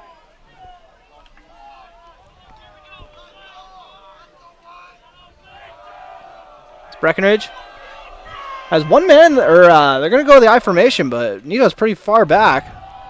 Hands it off. Goes to the left side. Nito looking to get to the edge. Gets the first down and more. Gain of about 16, it looks like. And you just don't really see the formation like that very often. That's the only reason I was talking about it at the beginning. But Nito is just really far back for a tailback. And then Peterson is weirdly close to the quarterback for a fullback. I don't know. It's the strangest I formation I've ever seen. Yeah, absolutely. And they were able to get Cam a full head of steam there, that's for sure. If maybe that was their goal. That's what I'm thinking. They're going to go with it again if it ain't broke. Nito takes the handoff. This time, only going to get a yard or two. Looked like the same play. They were just trying the right side here. Nothing doing. Speaking of that, big 79, Nick Haugerud doing a good job on the edge there to get in on that tackle.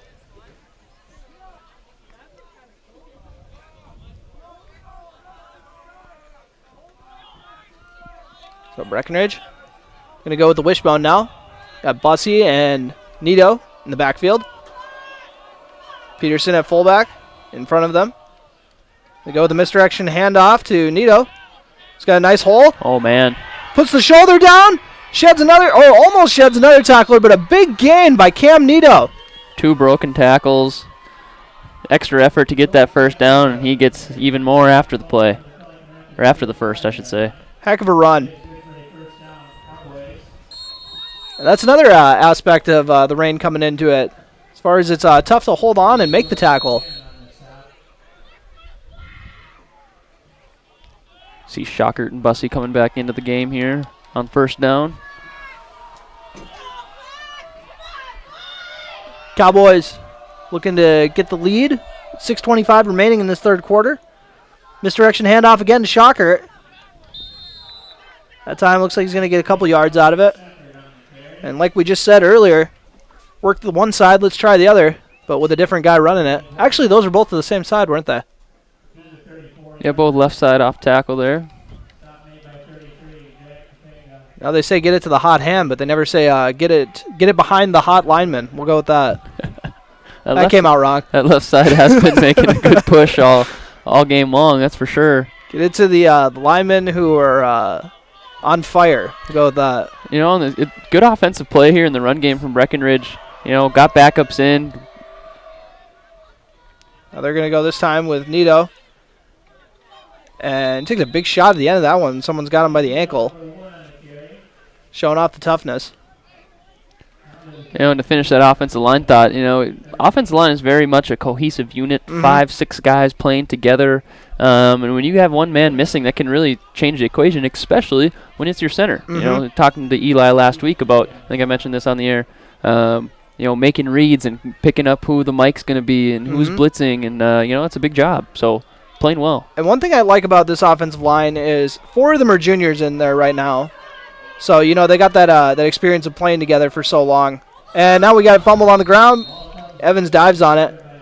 You know, the other nice thing about watching a game in conditions like this is you get to check out when you're wearing the white jerseys, you get to see who's really getting down and dirty. Look at Cam Nito's jersey compared to everybody else. Yeah, it's definitely starting to show on Cam. And it's like not even a white jersey anymore. Yeah, and the linemen you definitely see. It's you know, it looked like the field was holding up pretty good condition-wise for the first half, but now that the rain's been coming down pretty hard through halftime, it looks like it's getting pretty sloppy, especially between the hash marks. That patch over by the 30 and 40 on the Breckenridge side of the field right now. We'll say our left, because I don't even know where the northeast, south, and west is right now, but a 4th and 10. And they're going to go with a handoff to Nito, and he's got room to run. He's going to bust loose into the end zone for 6. Cam Nito gives his squad the lead. Heck of a run there on 4th down, no less, with 4:09 remaining. Heck of a run. Again, the offensive line creating a nice hole for Cam to explode through the line of scrimmage, and when he comes through the line of scrimmage untouched, good luck, second-level defenders. Unreal. Got to get it to the hot hand, though. Cam goes over 100 yards with that carry. He's sitting at 15 totes for 113 yards. Back-to-back weeks going over 100 yards. Maybe he's thinking right now, well, we got really hot in the second half last week, so I think now he's going to be like, let's get 200 again. Job's not finished. I formation. Evans ends up fumbling it away, so Breckenridge, for the second time today, isn't able to get the conversion, but they got their first lead of the day. And that's obviously the big thing. So Breckenridge, as we head into the quick break, 12, Pelican Rapids 8. You're listening to Cowboy Football on B92.7 FM. At Titan Machinery, we know that maintaining your equipment's health keeps it running at peak performance. That's why we carry genuine Case IH lubricants, filters, and batteries for your total maintenance solutions. Achieve longer service intervals and higher performance with OEM lubricants. Maximize your machine's efficiency with Case IH approved filters. And depend on our quick starting batteries designed to handle extreme vibrations and temperatures. Visit Titan Machinery in Wahpeton today and purchase genuine IH lubricants, filters, and batteries to get the most of your investment. My grid. Welcome back to Pelican Rapids. I don't know if you caught a little bit of that, but we're showing some high praise to Cam Nito here in the press box, comparing him to some running backs of years past. I was giving my honest opinion of how biased I am, so I can't really give an honest opinion. But definitely, you know, when he played quarterback, he's very dynamic and fun to watch, of course, and it's always fun to see a quarterback who can run it. But, you know, most years when you got the personnel where you can throw him at running back, where he's probably going to play running back all next year, that's going to be a lot of fun to watch, too. And Blofus boots it away.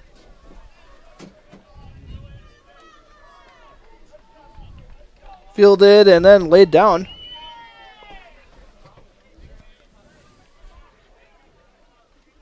As Pelican Rapids will take over just past the 35.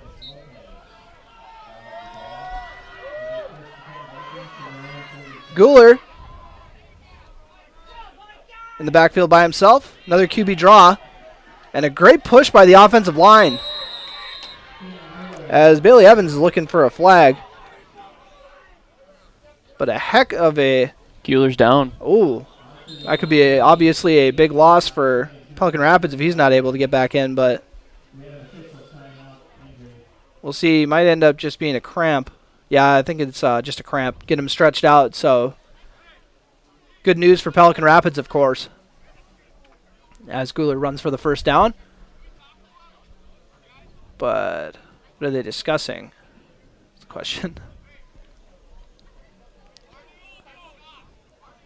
And not 100% sure what they're discussing. The officials and Pelican Rapids coaching staff having a conversation. It looks like the white cap is saying, Coach, this conversation's done. That's enough. It's funny how those continue afterward. I don't have to tell you about that. I don't know anything about that. Sometimes I wish I was still at the Daily News so I could put in the articles when you get technicals. Hey, last year I went without one, so I'm going to hang my hat on that. You bet. I don't believe you. Absolutely. Okay, we'll talk about that on the commercial break. It was a shortened COVID season, but, still. I can think of at least one example that I'm going to discuss at the commercial break. Pair of receivers out to each side. Actually, a third one to the right, kind of lined up by the tackle. And we got a backup quarterback, Luke Soley. Soley, who's already just been a threat in the backfield, but on the defensive side of the ball this time around, gets a yard, maybe two. Dallin Ernst having a busy day over there at the defensive end. In on the tackle. And Colin Roberts was also over there on the tackle, I believe.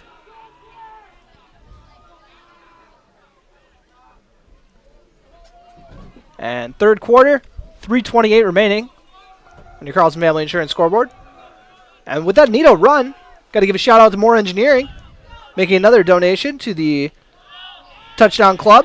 As Guler's back in the game, going to get Martell got held. Get in the touchdown club himself, but he goes out of bounds after a big gain. Did they throw the flag on it, or they did? I think there's a couple of them there they could have choose from. Coming back then. Having a bugger of a time finding where the flag was.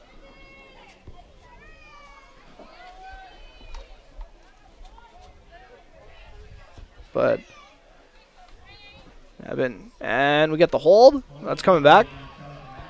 I've been, giving a lot of attaboys all over this broadcast, but I got to give an attaboy to the officials. I think they're calling a good game. Yeah, they have been, absolutely. And nothing will ever be as wild as that West Central game, with all the just the amount of penalties. And that obviously goes on the team too, but oh boy, sometimes it's just you don't have to catch everything. I got to tell myself. And they're going to go with Guler again. Loftus tried to get a hand on him but couldn't. This time I think that was Roberts tossed him out of bounds. Or no, that was actually Nito. QB on QB. And Guler was showing him some credit on that one too. They had to tell him nice hit, I assume. Looked friendly at least. And Pelican sideline's really begging for a late hit there, but Guler was cool with it at least. Yeah, if he's not mad, I don't think anybody else should be. And yeah, exactly. Yeah, it looked bad because he kind of hit him high and kind of threw him across the shoulder, but very clean play. I thought it was clean, yeah. And Guler running out to the right. And he gets the first down and more. And it's just like, it seems like, obviously, watching from afar, you're not involved in the game at all, where it's just like, well, they're kind of just doing the same thing over and over again. Like, can't you just, kind of adjust for that? Well, they obviously are making the adjustments, but at the same time, you don't want to leave those receivers open because then you're just asking for trouble, And then all of a sudden they throw it over there and you got a mismatch. That's a long TD. So you got to just kind of stick with what you're doing. You haven't given up a long TD. And they're going to go up the middle with the running back. And Johnson carrying a Cowboy into the red zone. The Titan Machinery red zone. That is Carter Johnson with his biggest run of the day. Inside the 20. Looks like he got marked down at the 18. And I was just going to say, too, man, this Pelican offense is just monotonous. It's a QB draw after a QB draw, and then as we mentioned it, they decided to run the ball, but the Breckenridge defense needs to be careful not to fall asleep here and get burnt over the top like you were saying. Probably another QB draw here, and this one just a straight QB blast up the middle. Makes one man miss. A couple Cowboys on the tackle. As we get into the slanted part of our broadcast, once again, apologies to everyone watching on KBMW News Live. Can only do so much with the camera hanging out the window. With it not falling down, luckily.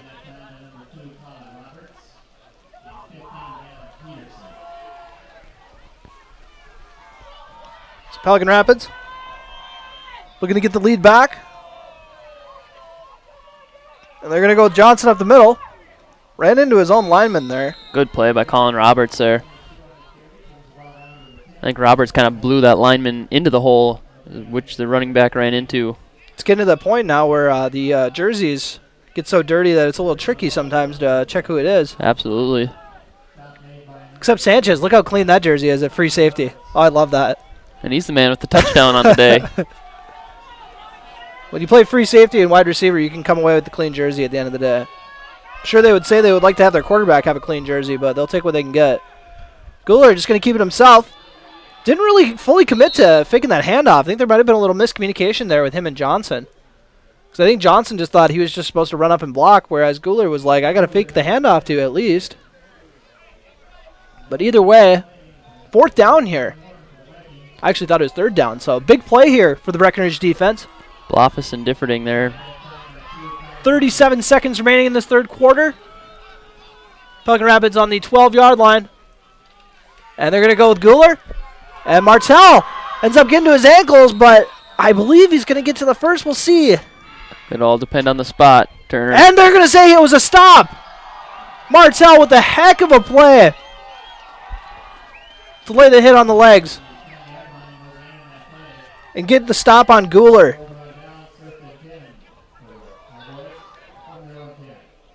And I don't think Pelican Rapids is too thrilled about that spot. Just overheard one of the coaches. Actually, he might have just been yelling at one of the players. So the Cowboy defense holds. And they're going to get one play off for sure. Then we might be heading into the 4th quarter. Evans hands it off to, I believe, Nito. It's maybe a yard or two. And then... Actually, you can see the clock stop. Can see the official talking to the front lineman of Pelican Rapids here. It's getting a little chippy out here between the Vikings and the Cowboys, and the referees are saying, hey, boys, time to take a deep breath here. And do we have a timeout on the field? Oh, Pelican Rapids taking a timeout. They don't want to go into the 4th quarter, evidently. We'll take a quick timeout break with them. You're listening to Cowboy Football on B92.7 FM and watching on KBMW News Live. Actually, we're actually going to hang out here. I believe it's going to be a pretty quick timeout. And, I would just, that defensive stand, Martell laying that big hit there, just coming up so clutch for this Breckenridge defense once again. That wasn't even that was probably his, 3rd biggest hit of the night. It was his biggest play of the night, but, laying the boom, I'd probably say he's got a couple hits that he put a big shot on some players. Yeah, but, he did exactly what he had to do. He strung that play out to the outside, went down low at the knees of the quarterback to bring him down, and he was short. Great play. Heck of an effort.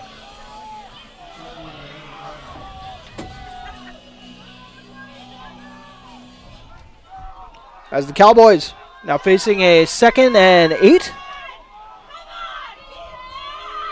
What maybe will be the last play of the quarter this time. Who knows? And a short run. Once again by Nito. The workhorse running back. Couldn't say that at the beginning of the year. He was the workhorse quarterback at the beginning of the year. But that'll do it for the 3rd quarter. We'll take a quick break and hop back for your 4th quarter. Get those 4s up, everybody. Your score. Breckenridge 12, Pelican Rapids 8. You're listening to Cowboy Football on B92.7 FM and watching on KBMW News Live.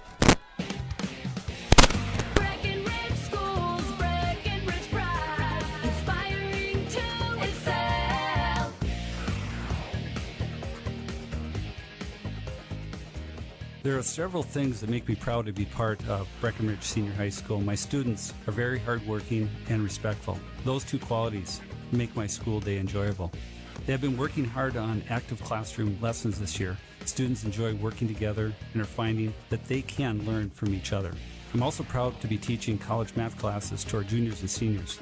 These classes have challenged our students to become more academically responsible for their learning. Breckenridge is a great school, and I'm proud to be part of it.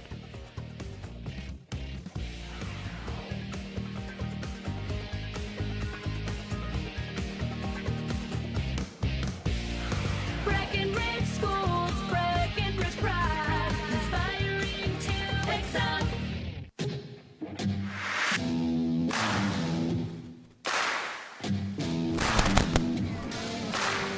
Welcome back to Pelican Rapids. So we're about to start the fourth quarter. Breckenridge with a 12-8 lead. Cam Nito having a hand in both of the touchdowns. Toss a 15-yard pass to Cam Nito. Also bust a pretty long run into the end zone himself. On a fourth down. That's putting the team on your back. They're going to likely go to him here again on this 3rd and 7. They do on the misdirection handoff. But nothing to do there for Nito. Breckenridge is going to be forced to punt. And I know you're saying during the break, a big factor in this game, you know, you got the wind hampering the Pelican Rapids pass game, but they got the wind, or the rain is hampering it, but they got the wind at their back. Yeah, no. Oh, evidently we got an injury on that. Looks like it's a cramp. It's getting stretched out. It looks like just a cramp down there. But yeah, you know, if it does come down to it, you know, we hold on to a 4-point lead here. If Pelican has to end up going to the passing game here in the fourth quarter, they do have the wind at the back, but the rain is steady, Turner. Mm-hmm. And it looks like they're gonna keep stretching him out just a little bit. So we'll just take a quick commercial break as they get him all sorted out. Can't really tell who that injured player is or who that cramping player is, but we'll take a quick break. You're listening to Cowboy Football on B92.7 FM. When you think of amazing burgers, I'm pretty sure I know what comes to mind. Welcome to Good Burger, home of the Good Burger. Can I take your order? No, not that. Everyone loves Krabby Patties. What? No, not that. You think of the Wilkin Drink and Eatery in Breckenridge. Their delicious half-pound burgers are unrivaled, and the best night to get them is when they're $3 off on Burger Night every Monday after 5. The Wilkin Drink and Eatery, a tradition of good taste and company since 1897. Go check out the best burgers in the Twin Towns. And, of course, right when I go to the break, they start getting ready to rock. Nito boots it away. It might have got tipped, but there is a flag. Not sure who that's going to be on. I don't think it's going to be roughing the punter, but that looked like it was a pretty clean block attempt. But I'm sorry about the rain on the camera screen. Tough angle for us to get that cleaned off, so my apologies, everyone watching at home on KBMW News Live. Check what the penalty is. And we got a hold on the Cowboys. And then running into the kicker, or roughing the kicker. So I guess they offset, and we're just going to run with 4th down again. Do you think that looked like running it, or like roughing the kicker? I thought it was pretty much. Yeah, there was a big crowd going on there. I couldn't quite see from my angle. Kind of had the camera in front of me. Oh, my bad. Camera's more important. Yep. And we actually got the backup punter in here, Martinez. And now Pelican Rapids jumped off sides, but ooh, that's actually going to be kind of close to getting to the first, unless Breckenridge jumped first. And Breckenridge jumped first. At least that's what they're calling it. Ooh, that would have been a nice break for Breckenridge.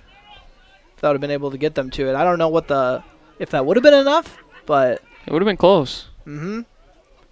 And then Breckenridge would have tried to get him to jump off sides. Then if that didn't work, then maybe do something else. Well, I guess you don't want to burn a timeout here, so maybe that wouldn't have been the way to go. This is why I don't coach. I don't know what to do. Backup punter always. Oh, ended up mishandling, but he got it off. And he got ran into as well. And are they going to throw a flag on that one? They did. We have a hanky down. We'll see what happens. Another one roughing the punter. It's just, and you can just tell the defenders would just be chomping at the bit to get back there because it was mishandled. So back-to-back roughing the kickers. And that'll give Breckenridge the first down, I believe. They'll send the offense back out there. Just a crucial mistake in what would have been a short punt anyways. Absolutely. That's just a killer mistake. It is a game-changing penalty, Turner. That's the discipline coming into play. Because when it happens once, it's like, okay, that's a mistake. But then when your team does it twice, that's a tough break. Yep, they're going to hear about that one. We'll see how this affects the course of the fourth quarter here with the Cowboys up 4. And I know, once again, not to look, overlook a game or anything, but I haven't looked at the section standings for them. I'm not sure how big of this game is for Pelican Rapids. If they're in kind of a fight for a spot on the upper part of the section, but it'll be something to look over. We're going in the post-game show. Breckenridge with the wishbone. Going up the middle and, drilled. Cam Nito took a big shot there. Or no, that was Griffin Bussey. Should have went with my gut. I was pretty sure that was Bussey.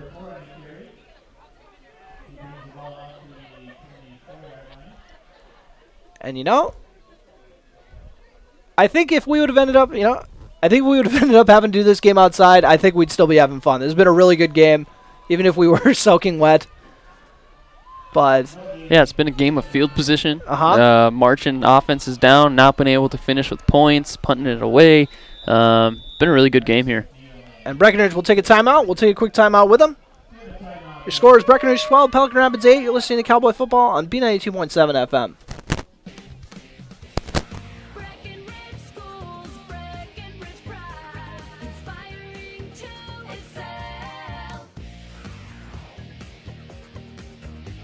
Hello, my name is Jason Butts, proud parent of 2 little Breckenridge Cowboys. My family loves Breckenridge and feel lucky to have such great schools. Breckenridge schools excel due to their dedicated faculty and staff. They truly care for each individual student. They encourage and foster an atmosphere that creates self-pride and big brains in these kids that will lead the next generation. They make school cool. A good school is cornerstone to a good community, and we are so lucky to have that here in Breckenridge. Breck schools inspire my boys to excel, and for that, I have Breckenridge pride. Play the jingle. Breckenridge Schools, Breckenridge pride, inspiring to excel.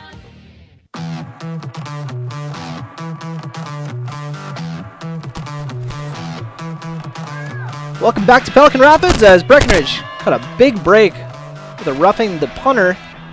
And now they're going to do a toss out to Nito, but Pelican Rapids ready for that one. There's about 5 black jerseys there waiting for him. So they're going to end up losing about 3 or 4 yards on that one. And I do not expect Breckenridge to go to the air at this situation. But it's that probably would have been their play they would have went to if they were facing a 3rd and long. So that's, you kind of burned that one up. And Nito's actually going to come out of the game. So we'll see what they got drawn up here. What do you think the over-under is they throw this here? It'll be interesting. You gotta start work. Or it seems odd, but you gotta stop. You gotta start worrying about the clock here as well. I formation, and they're gonna do a pass. Billy Evans tosses it to that's Sanchez, I believe. Actually, and he gets the first down. Turner. Wow, heck of an effort. 2 biggest plays of the night. Only 2 passes caught all night by Breckenridge, but Alex Sanchez gets the first down. I was just giving him, just acknowledging everyone that his jersey's so clean. And he gets tackled there for the first time in the night, and he ends up getting injured. So a tough break for Breckenridge once again, who's already so banged up. And he's already missed a couple games this season, so that's just tough. First completion of the day from Bailey Evans. As the first pass that was completed today by Breckenridge was a halfback pass from Cam Nito to his cousin. Now getting treated by athletic trainer Sean Owens. And hopefully nothing serious. We'll take a quick break as they're tending to Sanchez's injury. And once again, your score in the fourth quarter after that big first down, Breckenridge 12, Pelican Rapids 8. You're listening to Cowboy Football on B92.7. Oh, actually, let's hang out here because he's getting helped off. He's walking off the field on his own power. That would have been back-to-back. That would have just drove me crazy if I would have gone to commercial break for what I think are injury timeouts.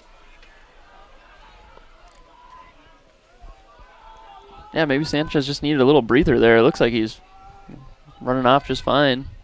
stretching that knee out a little bit, but looks like he's going to be okay.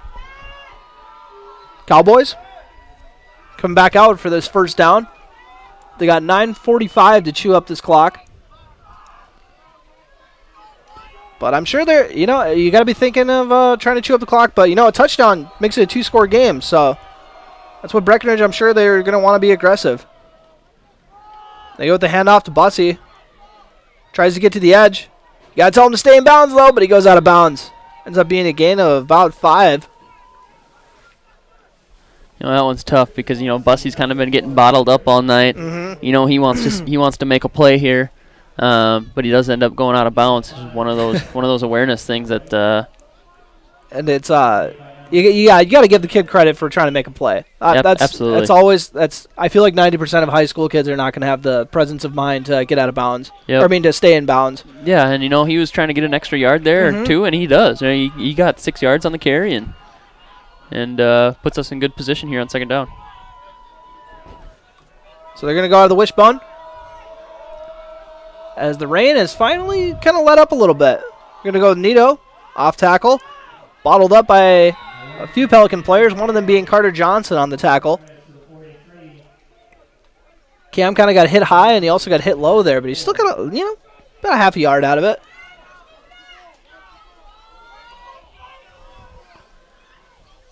So you think they consider this 4-down territory? I do not. I would think that they would kind of be trusting the defense. They end up getting a 4th and 1 here. Maybe try to draw them offsides, but...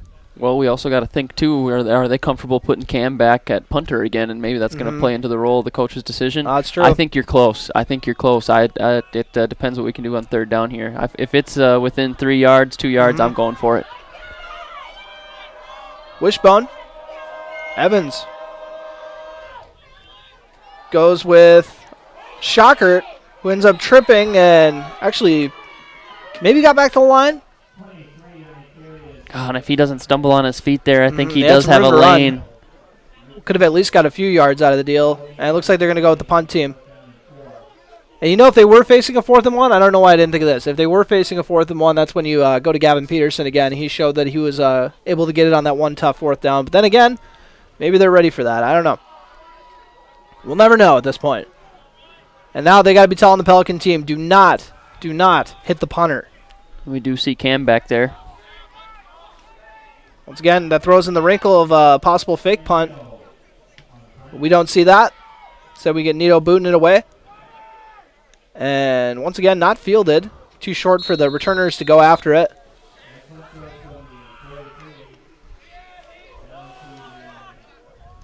We haven't seen really the punt returners being too gung-ho to get after it. I wonder if it's because of the rain. They don't want to fumble it away. Yeah, and I think that's playing a role. But on our end, the few Pelican punts we've seen, Cam Nito's handled them like there's been sunshine and it's 75 degrees out today. He's got no issues. I knock on wood there, hopefully, on that one. We have a Pelican punt here coming soon. Empty set. Guler going to throw it. It's over to the right and ends up completing it. And Bailey Evans almost stripped that ball out after the catch there. I was actually close. Looking at the receiver further down the field, so I thought it was going to be a lot bigger gain than it ended up being. So often fooled cameraman that I am. Guler looking to run on the left side. Roberts there to wrap him up, but it's going to be close to the 1st down. It's a tough assignment being the guy who's kind of spying the QB. 3rd and 1. Pelican Rapids is obviously treating this as 4-down territory. Excuse me. And they've pushed the tempo up here. They're kind of going a little no huddle. Trying to catch Breckenridge off guard a little bit. Guler looking to run himself. Actually, he's going to throw it down the field. He's got an open receiver. It's hauled in. It's going to be... Actually, he got fumbled away, but I think he was on the ground. No, they're going to say Breckenridge recovered it. Wow. What a momentum shift. Because Bussey had just completely lost him in coverage. I think he put his eyes on the quarterback and lost him. Well, first it looks like Breckenridge is about to give up this huge gain. Then he gets tackled. Looks like the play is over, but Breckenridge knows that it's not. They dive on it, and we got an injured player.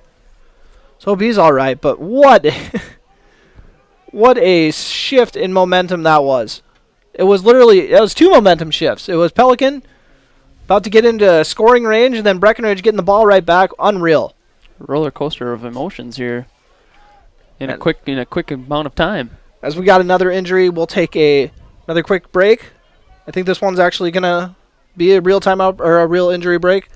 So we'll be right back. Your score, Breckenridge 12, Pelican Rapids 8. You're listening to Cowboy Football on B92.7. Minn Kota Ag Products proudly supports the communities we serve by sponsoring the broadcast of this high school sporting event. When a team takes the field, there is nothing like experience you can count on to produce a winning season. Minn Kota has that experienced team, supported by the latest technology, products, equipment, and information to deliver a winning game plan for your farm. Contact our locations in Breckenridge, Kent, Barney, Windmere, Wahpeton, or Colfax. Let our team lead you to a successful farming season.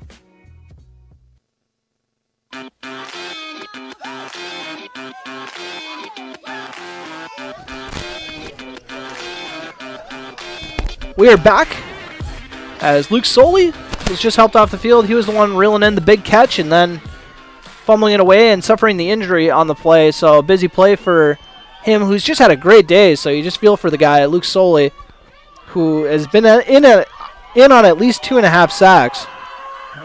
Maybe he had a third one, but they actually Pelican sent out a late sub. They're going to go with a toss to the left, trying to get to the edge, and he does. And puts the shoulder down by the sideline, too. Was that Bussy? Bussy with his first good chunk gain of the day. And I know we just had the whole discussion, but you gotta be letting him know. You gotta stay in bounds, Bussy. But a heck of a run. What would you give him on that one? Oh, we're going with a 13-yard gain there to the 26. More importantly, move the sticks. 6:57 remaining. These Cowboys looking to break their losing streak here in Pelican Rapids. Go to the toss to the other side. Cam Nito throws a stiff arm, and he ends up getting wrapped up, but it looks like it's going to be a horse collar on the play. And we also got to watch Guler take out some frustrations on Sanchez there. Yeah, he better be careful. That very well could have been. It looked like he kind of smacked him on the head, too, after he threw him on the ground. So he's not happy. We'll see what the play call is, but I wouldn't be surprised if it was a horse collar. And they're talking it over. Actually, going to go with a hold on the Cowboys. Oh, wow. Unless they're just going to be offsetting. Nope, just a hold on the Cowboys. Tough break for Breckenridge. Enter this game with a record of 4-3. Dropped their last 2 games at home. West Central area and Hawley. Looking to get some momentum going heading into the playoffs. Start on Tuesday already. I formation. Going to motion the man over to the left side. I believe it's Shocker who's coming over to block. And they're going to fake the handoff. Evans rolling out to the right. And he gets wrapped up. Maybe got back to the line on this first down. And 20. Or maybe even more than 20. Looks like more. Yeah, it's about 2nd and 25. That's a big hold. But the big thing is Breckenridge is chewing up some clock. 6:05 remaining on your Carlson Family Insurance scoreboard. Breckenridge leading 12-8.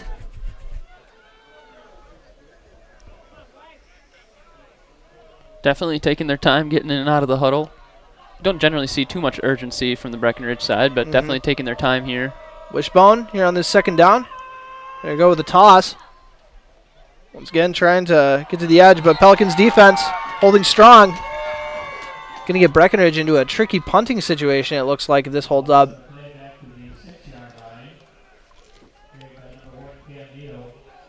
Breckenridge might use that to their advantage, though, because if they're packed up in their end zone, they might be aggressive and hit the punter again. As is tradition. 3rd and 29 by my count here. Oofda. I think I was telling you a story a little bit ago where I was at a game in Pelican Rapids where the Breckenridge presented a bit of a situation like this. They just went with the quick kick. I don't know if we'll see that this time around, but you never know. what Coach Frederickson's got up his sleeve. We're down to 5 minutes. Just me thinking out loud here is we want to run this play one more time and then take up some more clock on fourth down. It is the fourth quarter. Oh. We go with a toss. That's risky business, backed up against your own end zone, but Bussy looking to get some yards out of it. Gets a couple. My heart skipped a beat on that one, Turner. That looked like it was. That pitch was behind him a little bit. He had to have a pretty good effort to hang on to that, and he was facing contact right away. But did he stay in bounds? Looks like he did that time. Yep. 4:25 remaining on your Carlson Family Insurance scoreboard. Breckenridge leading 12-8. Pelican Rapids going to look to rally.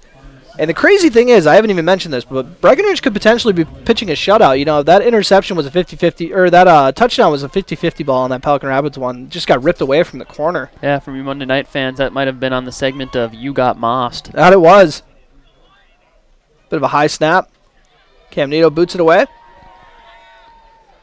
And bounces to the returner. He breaks a tackle. And then, ooh, gets smacked by one of the Breck players, but ends up getting taken down. But a nice return. Alan Ernst was over on the tackle. Yep. Let's see who the first one who laid that hit was. I got to grab my Breckenridge roster. Ended up losing it. But one of the first guys there was Paul Armitage. Laid a nice little hit. Freshman. Didn't make the tackle, but he laid a nice hit. Gotta give him credit. So Guler looking to lead his squad. Back into the lead. Goes up the middle. Breckenridge has got to be happy with that. Keep it on the ground. Keep running some clock. Unless Pelican Rapids is going to take a timeout, which doesn't look like it. Really not into that bit of a danger mode yet for them, time-wise.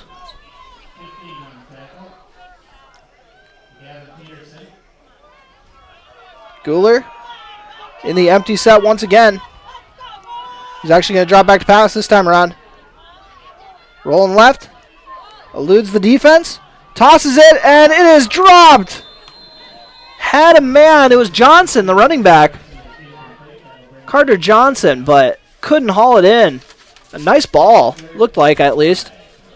No, if you got a better angle on that one, Dick, if what your thoughts are. Nah, conditions definitely playing a role there again. That should have been caught. That was a heck of a pass. Oh, he extends the play so much. He's scrambling around back there. He's hard to get your hands on. Empty set for Guler. It's a good time for the rain to pretty much be done. Dropping back to pass. Goes up in the pocket, looking for a man. Tosses it to the end zone. And it is intercepted by Sanchez. Off. Sanchez having a day.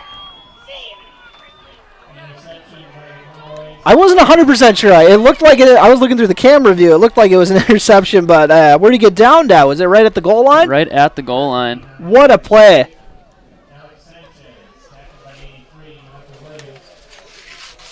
Had the big score early on in the game. Moved the sticks for a big first down earlier. And now an interception, so they got to be happy that that injury didn't end up being serious. Or else that interception probably doesn't happen. Yeah, that ball just kind of hung in the air for too long for Pelican Rapids. Cowboys backed up on their own one, it looks like. Or close to it. Yeah, they're at their own one. Bailey Evans. Wouldn't be surprised if Gavin Peterson gets it. He does. Gets stacked up right away, though.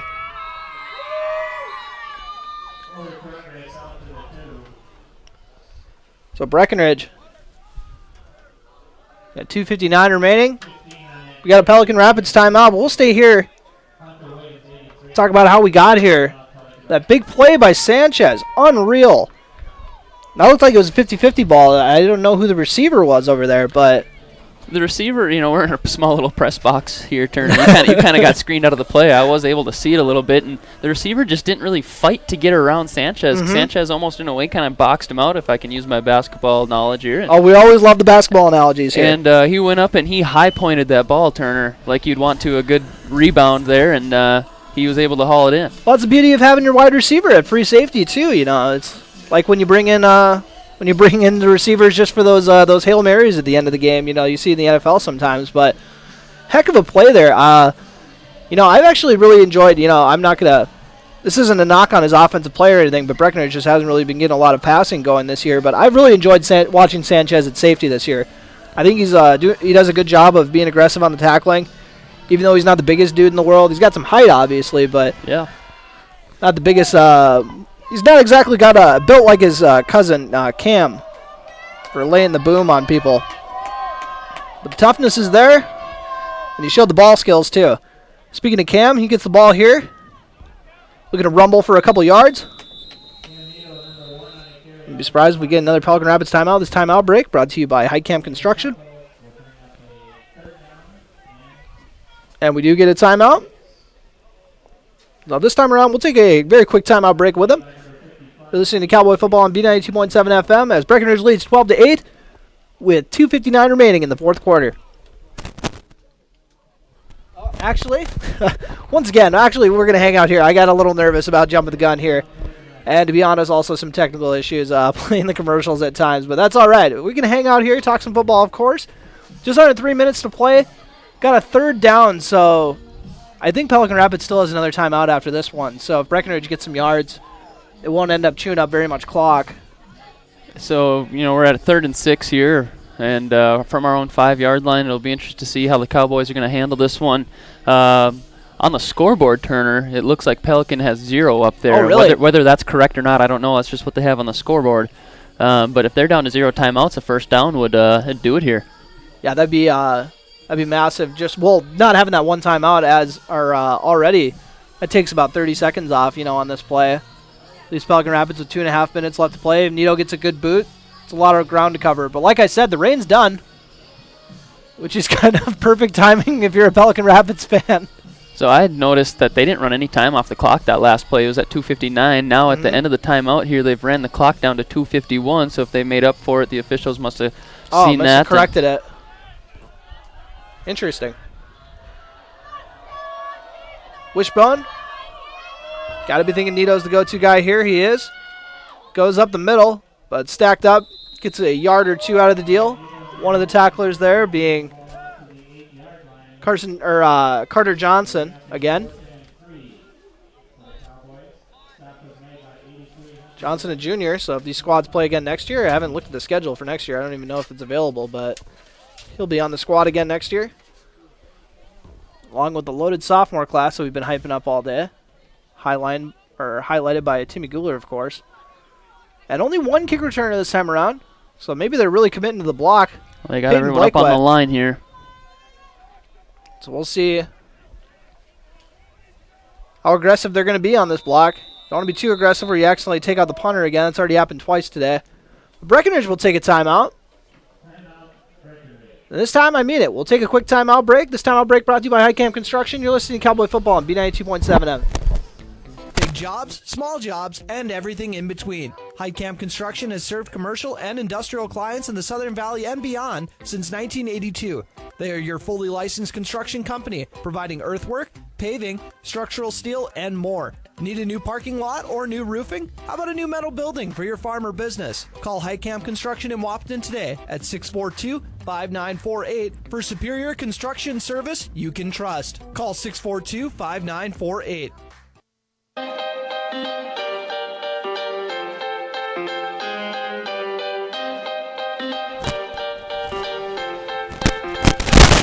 Welcome back to Pelican Rapids, as we are set for a monster punt as the rain has started again. I don't know if someone gave Mother Nature a call, said when Pelican Rapids gets the ball back, start the rain up again, but very biased toward Breckenridge tonight, Mother Nature, as it seems. Yeah, it looks like they did make some adjustments to the punt. Don't see any bullets out there anymore. Max protect. Nito gets the snap cleanly, and it is blocked. Pelican Rapids dives on it in the end zone for a touchdown. What a gut punch for the Cowboys. What a play from Pelican Rapids. I'm not sure who got the recovery there.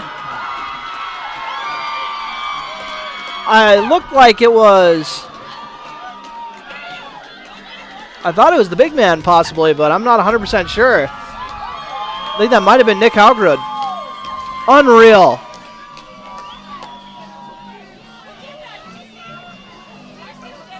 And that was...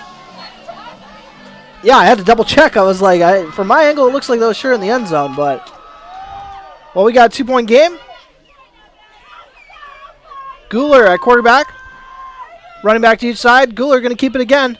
Up the middle, gets stacked up. But it looks like he got in for 2. What a tough break for the Cowboys. They even made the adjustments with the protection, but it just wasn't enough.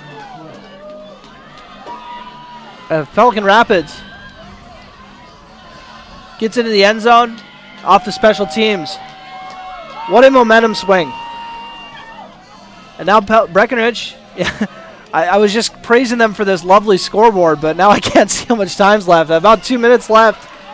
Breckenridge, hasn't thrown the ball a whole lot, obviously, with the conditions and as well as just how their team plays. So this is a really tall order to get into the end zone here for this Cowboy team. And like you mentioned, we used a timeout there to get our protection squared away, and still didn't work out in the Cowboys' favor. So we're down to 1 timeout here and roughly, like you said, 2 minutes on the clock.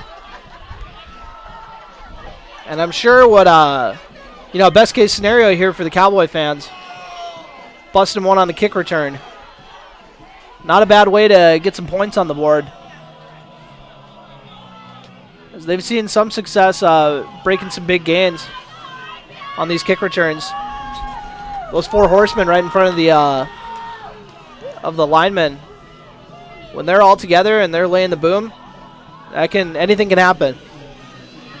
Vikings, you ready to put this away? 1:57 remaining on your Carlson Family Insurance scoreboard. And the Vikings boot it away. It's going to be returned by Bussey, I believe, and he gets blown up. Pelican Rapids is just firing right now. 1:51 remaining. Bussey got to close to the 25, it looks like. Right at the 25, maybe. So Breckenridge has got 1:51 left to march 75 yards. Once again, a tall order. They've completed 2 passes on the day. So let's see what Coach Frederickson's got dialed up. Start this drive. I formation. Nito in the backfield. See if they're just going to go with him. Going to start off with a pass with Evans. And he's got a man open. He catches it. It looks like it's Colin Roberts. Great ball by Bailey Evans there. Even better catch. That'll move the sticks. That's a tough angle catching that ball. So Colin Roberts moves the sticks.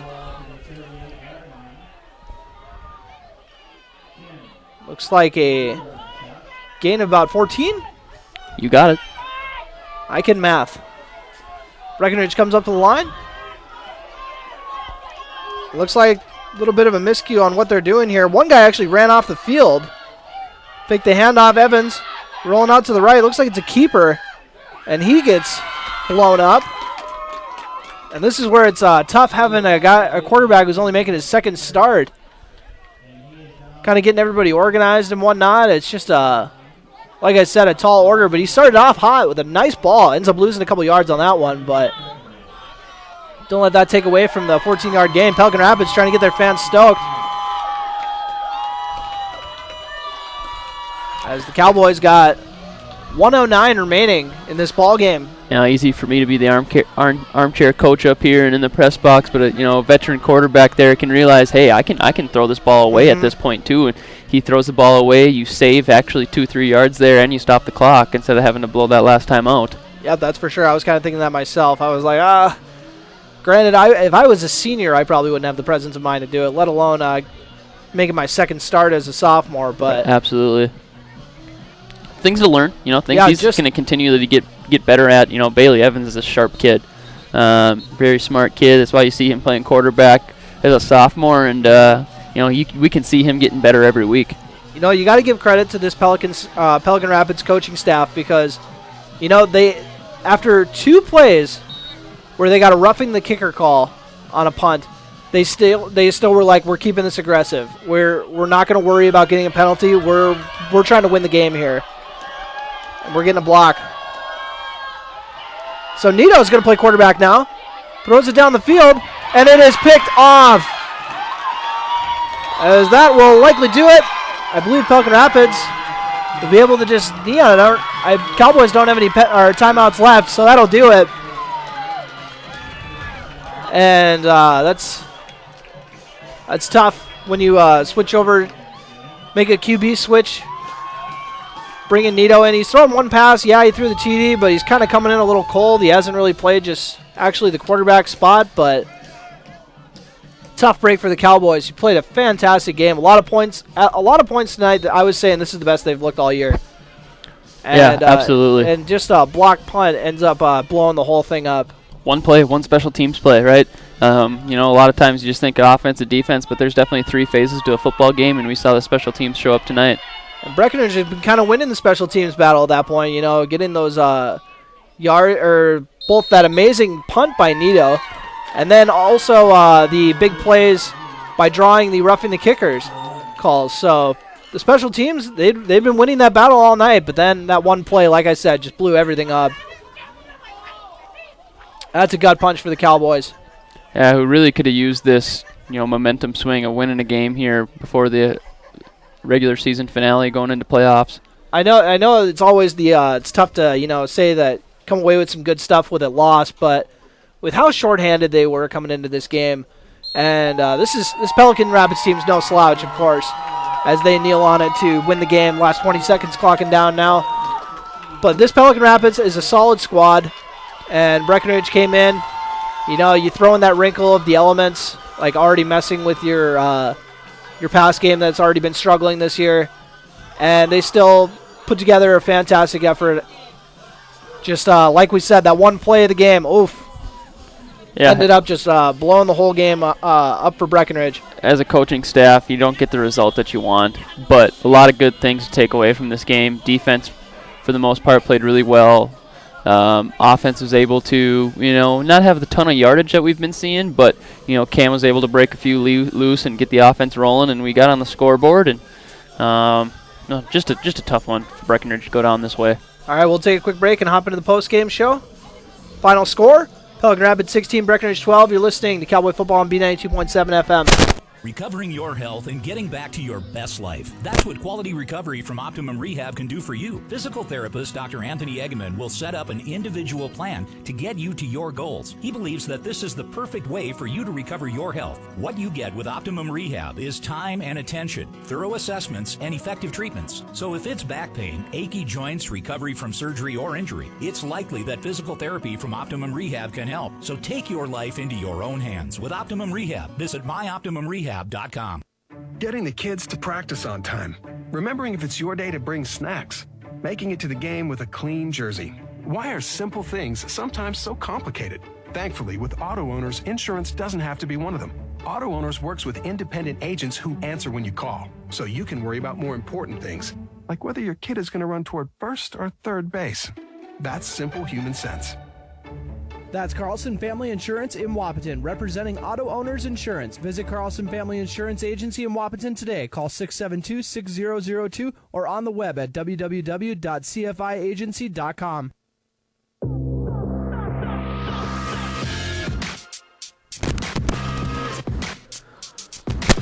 Welcome to the post-game show as the Breckenridge Cowboys, with the blocked punt in the end zone in the last 2 minutes, ending up sealing their fate. 16-12 is the final score here in Pelican Rapids, as the Cowboys fall to 4-4 to end the regular season. Lost their first game of the year, went on that 4-game win streak, and then it's a tough run of the schedule the last 3 weeks. This has probably been the take away that OTC game, but OTC is very good. That might be the best team, arguably the best team they faced all year, but I don't know. Holly and West Central both look really good too, but Pelican Rapids, like I said earlier, no slouch. Tough run of the schedule for Breckenridge. Yeah, and you've seen like a different element, especially on the offensive side of the game, from each of the opponents. Mm-hmm. It's been a different defense that the Cowboys have had to come up with each week, and the defense really showed up today. They played well. They held a talented Pelican offense, to just 16 points. 8 points because you get the special teams blocked punt at the end there. So, just a tough goal. And, and also, like I said earlier, that touchdown was a 50-50 ball, and it got ripped away from the Breckenridge defensive back. Could have, 5 times out of 10, that's an interception. So that's just an unreal effort by the defense, like we said, and a heck of a showing from the Breckenridge defense, but just couldn't get her done as they wrap up the regular season. But, you got to have the short memory and hop into the playoffs, which as of now, it does look like they're going to be hosting a playoff game on Tuesday. We won't know that for sure until, I believe, the weekend. But actually, I think we'll maybe know in the next couple days. But yeah, we'll it usually takes QRF to finalize everything tonight, and I think all the regular season games are getting done tonight. Yep. So probably by Friday, I would sure think that we probably know where we're going to be at. Run through the scoring for you guys. It started off with that pass completion we were talking about, 32-yard hookup from Timmy Guler to, got to get the name, Peyton Blakeway. And like I said, he just ripped it away from the D-back, make it 6-0. Guler went in for the 2-point conversion, make it an 8-0 game. And then the Cowboys got on the board with a 15-yard touchdown on a halfback pass. Cam Nito threw a strike to his cousin Alex Sanchez in the end zone for the score, making an 8-6 game. And then Breckenridge took the lead when Cam Nito broke free for a 32-yard touchdown to make it 12-8. 2-point conversions were no good on both of those Breckenridge scores. So that came in the third quarter with 3:30 left. So 1 touchdown each quarter, just noticed that. Cam Nito had his punt blocked and recovered in the end zone. Couldn't catch who recovered that. I'm glad you couldn't either. That would have made me feel bad if you could pick it up. There's a horde of players down there. Unfortunately, don't have it. I think maybe it was Nick Halgren, but I'm not 100% sure on that. Don't quote me, of course. And then going through the stats for you, Breckenridge, Bailey Evans completed 2 of his 3 passes for 28 yards on the day. Both of his completions were for 14 yards. Cam Nito, 1 for 3 on the day with a touchdown. 15-yard touchdown, that is, and he also had an interception at the end of the game on the last play on offense for Breckenridge. Nito also leading rusher, 117 yards on 23 carries, so another heck of a game from him with the touchdown as well. 25 yards from Griffin Bussey, over half of them coming on that 13-yard run near the end of the game on 7 carries. Alex Shockert had 14 yards on 4 carries, and that's about it for the leading rushers. Gavin Peterson, I guess, had 4 yards for 4 yards on 2 carries, and then receiving, Alex Sanchez had a pair of catches, 29 yards, touchdown that I mentioned earlier, and then Colin Roberts on that last drive hauled in a nice 14-yard catch. And defensively for your Cowboys, leading tackler ended up being Alex Martell with 7. He had a heck of a game. Colin Roberts ended up with 6, as well as Alex Shockert. And looks like Dallin Ernst also ended up with 6 on the day. So a heck of a job by them. A lot of guys doing their part, of course. Landon Blofus also had a sack for Breckenridge. And Alex Sanchez had an interception for the Cowboys. So let's look at your stats for the Breckenridge Cowboys and the scoring. We'll take a quick break and come back with your Essential Health Player of the Game here with you. You've been listening to Cowboy Football on B92.7 FM. Hi, this is Amanda from State Farm Breckenridge. And this is Matt from State Farm Wapaton. We're your local hometown insurance team. And just like with your local sports team, having the right coverage is important. We're here to make sure you have the right coverage in place to protect what is most important to you. We offer complimentary quotes for home, auto, life, farm, and business insurance. And just like with your local sports teams, we're here and local and ready to answer all of your questions. No more dialing 800 numbers or waiting on hold to talk to someone. State Farm of Wapaton and Breckenridge. Your local insurance team. Farmers Union Oil of Southern Valley. Hi, this is Wade from Breckenridge Cenex. Now is a great time to start thinking about protecting your recreational vehicles and equipment. Stock up on Splash RV Antifreeze at any one of our 4 locations, and we would like to thank you for your continued patronage. Farmers Union Oil. Farmers Union Oil of Southern Valley.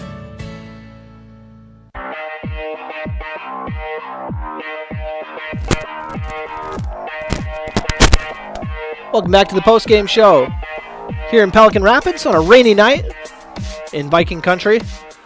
The Breckenridge Cowboys had a 12-8 lead in the final 2 minutes, and a blocked punt in the end zone ended up being the difference maker in the game. Pelican Rapids picking up the 16-12 win. They'll end the regular season with a record of 6-2. Breckenridge, however, ending the regular season with a record of 4-4, and you never want to take a losing streak into the playoffs. But they'll open up the playoffs. They're going to try to have a short memory. Open up on Tuesday, and you got to be thinking it's probably going to be Underwood, most likely. I think that's where it's looking to end up. I think Monaga, there's a chance as well. But, it's all about the QRF. You can't predict what that's going to do. But I'm going to be going with the player of the game now, brought to you by Essential Health here with you. And I was kind of already leaning toward giving him the player of the game. I was telling you this on the break, Imdick. But then you got that interception at the end of the game that was just so huge.